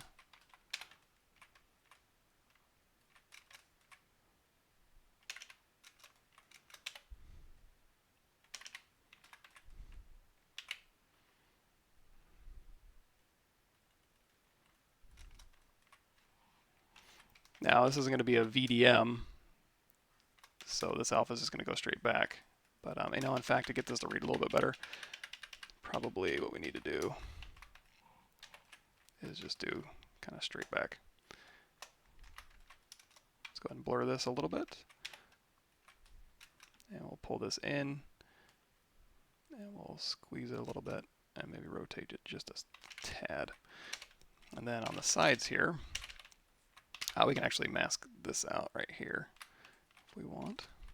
And then now we can go through. And you know what? We can probably use brush.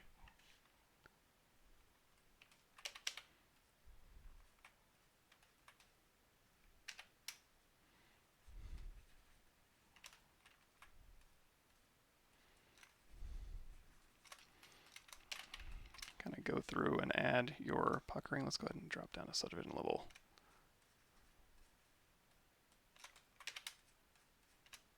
And if you want to smooth these outside lines, you can by going into your smooth properties, but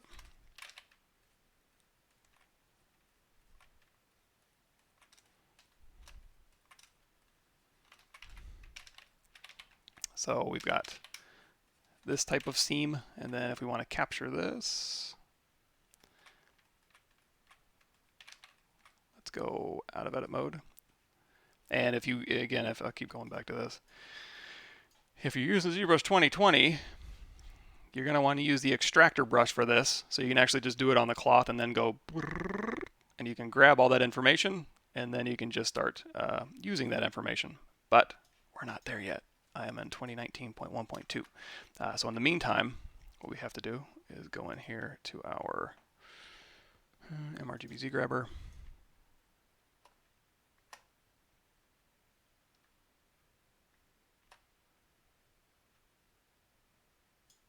And we'll go ahead and grab this alpha height texture. Don't need. Hit Control N. And then let's load up a sphere here. Edit, make polymesh 3D.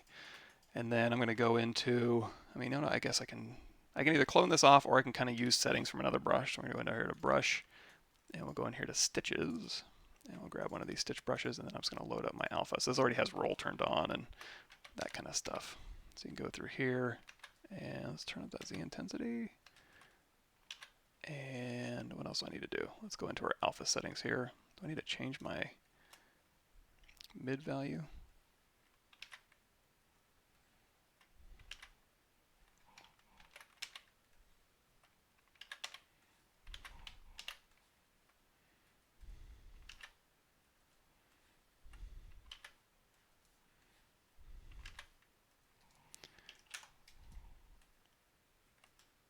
Yeah, so this could be, probably bumping out that other side of that alpha would probably help a little bit, but at least you can get a little bit of that puckering going along seams. So if you wanted to go into, say, along seam lines here, you could do that. It'd be fairly easy. You can go through and say, see intensity, maybe not that high. And now, of course, you can always store this on a layer and dial it in and out, so you can kind of overcrank it a little bit and then go through and undercrank it. But yeah, so definitely check that out. As far as the patterns, we were talking about that earlier. If you wanted to do like stitches on here, you can do nanomesh stitches, but probably surface noise is going to be our friend. So over here, let's go into our Z plugin, UV master, and we're going to say work on clone. That's going to take us down to subdivision level 1 on this bad boy. And then now let's go ahead and keep polygroups. And then it's not symmetrical, but we can go ahead and unwrap. And then we can flatten. And let's go ahead and rotate these around. The in-between seams, those long ones, I don't really care about that much. But these ones, I want to make sure that they're kind of pointed in a direction that's a little bit more predictable. Depending on the type of tiling we're going to do, I want my patterns going all over the place. And then, like I said before, these ones can all just be, I don't know, off to the side, I guess. You can also do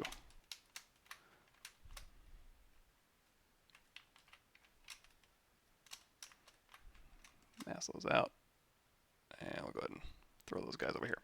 Now, another thing I want to do is I want to take these points and kind of move them around a little bit. Let's go ahead. Can I turn on local symmetry on just, no, I can't do that on just an object here. Best way to go about this, Let's go ahead and mask. Oops, lasso, not homepage. Mask lasso. Blur it. Kind of pull these up a little bit.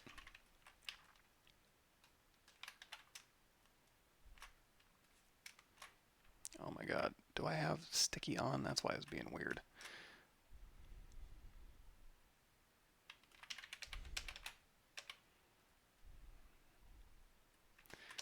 And then on this side here,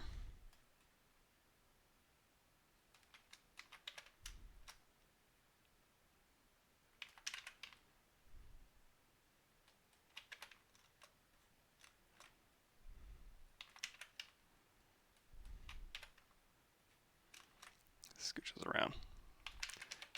Sorry, it's a little bit more the boring part. Now, am I getting real-time feedback on like squash and stretched UVs? No, not really, but I think it'll be okay.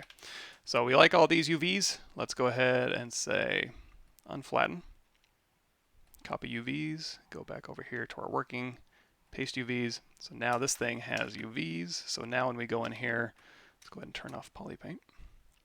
We can now go down here to surface noise. Here we go. So now in here, you can go into like the noise plug, and there's a weave in here. There's all sorts of cool stuff in here. So you want to do like a hex pattern for your superhero outfit, you can do that. That's underneath this little hex tile right here. But we'll just do a simple weave and say OK. And then this one, we're going to say mix basic noise down to 0.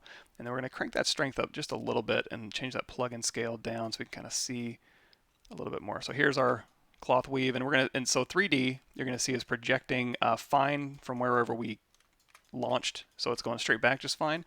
But then on the side, you see it's getting a little crazy. Turn on UVs. And now it's awesome.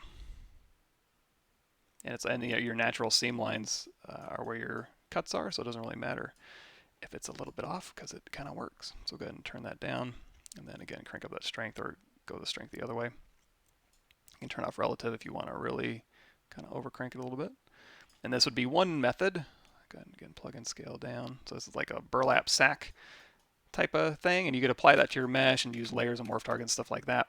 Right now it's just displacement map. However, if you also want to go into edit and you want to bring in your own alphas, and again, that website zbrushguides.com also came with ZBrush. Oops, let me move this down real quick.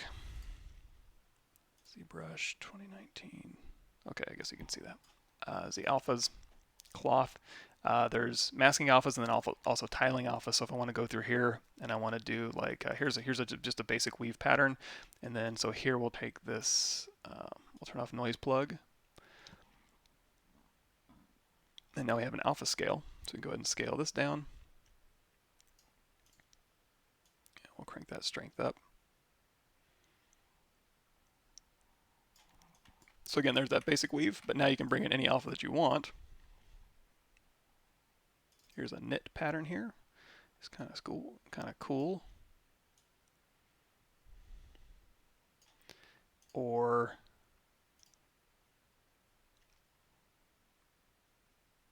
here's a weave pattern here. It's kind of neat.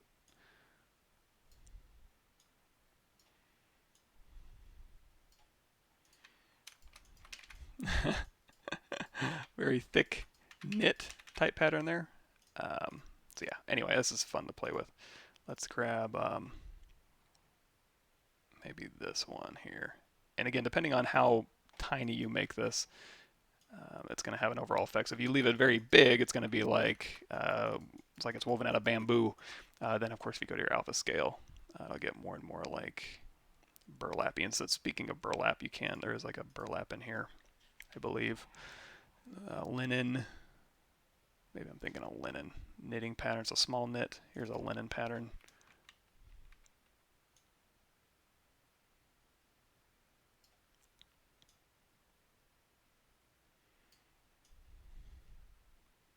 Now, if you're going to like 3D print this stuff, you're going to want to probably overcrank your details when you apply it to your mesh. And you're also going to want to probably scale it a little bigger. You don't want to go into like stop motion area for your cloth, but maybe Maybe just over crank that detail just a bit, but let's go ahead and just throw on as a regular old, I don't even know. This woven pattern looks fine, like I said. And let's go ahead and grab this scale down and then crank the strength to whatever makes sense. Okay, and there you go. Got a little bit of detail. And you can always go back in and you can add all the detail you want with your cloth sculpting tools. Oh, we're coming up on time. Let's see. Fiber mesh, ZBrush fiber mesh. Magic Folds is from ZBrush Guides. You know, but you can make your own Magic Fold brush if you want to.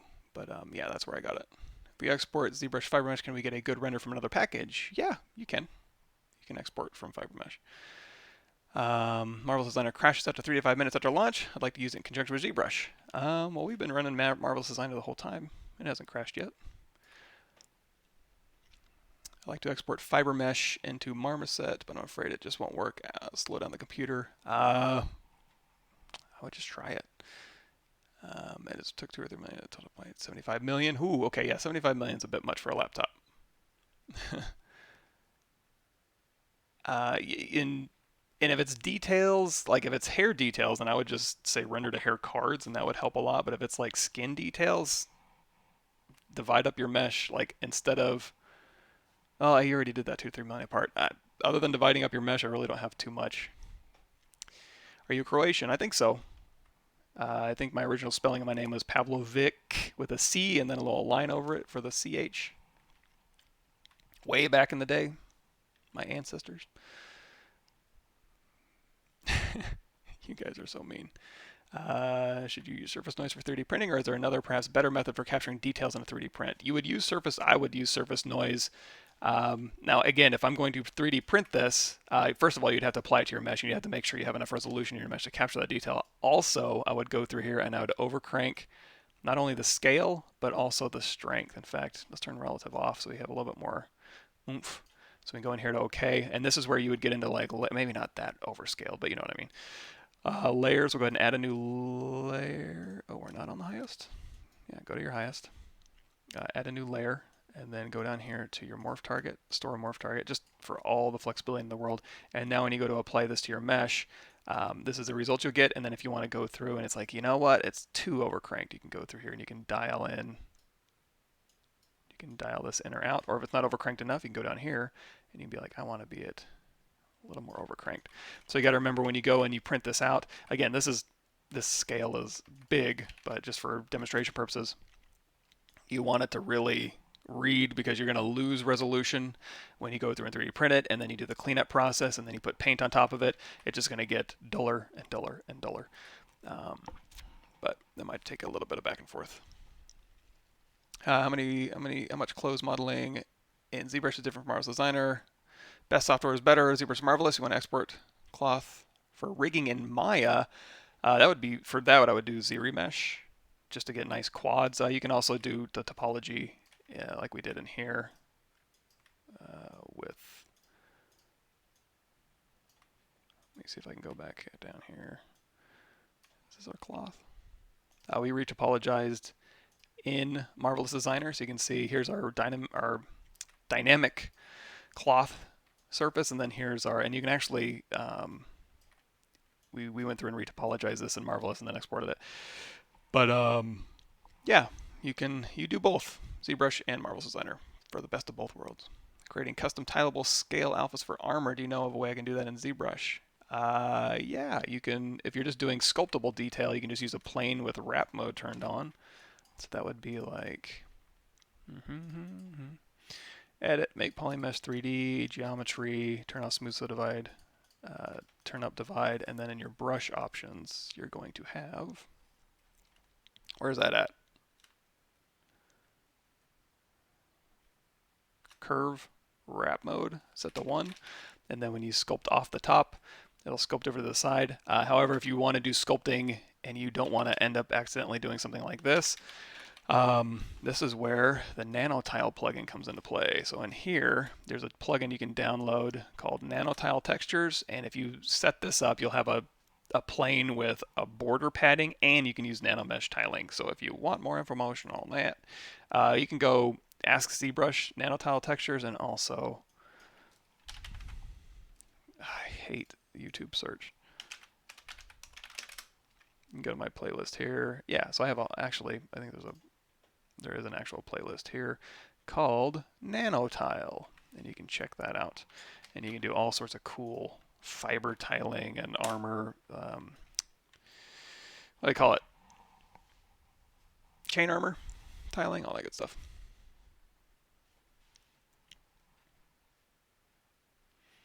Video on simulating exported clothing geo in Marvelous Designer.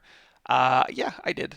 If you go to my Marvelous Designer Quick Start, you can actually take, basically all it would be is importing it, and then, I don't remember the exact steps. We can try it. But essentially, as long as it's all, I don't even know if it has to be all quads. The downside is you can't I don't think you can dynamically change the resolution. So if you do import geometry and simulate it, it's just going to be the geometry you bring in is going to be the density of that mesh. You can't dynamically update it. I don't think. I could be wrong.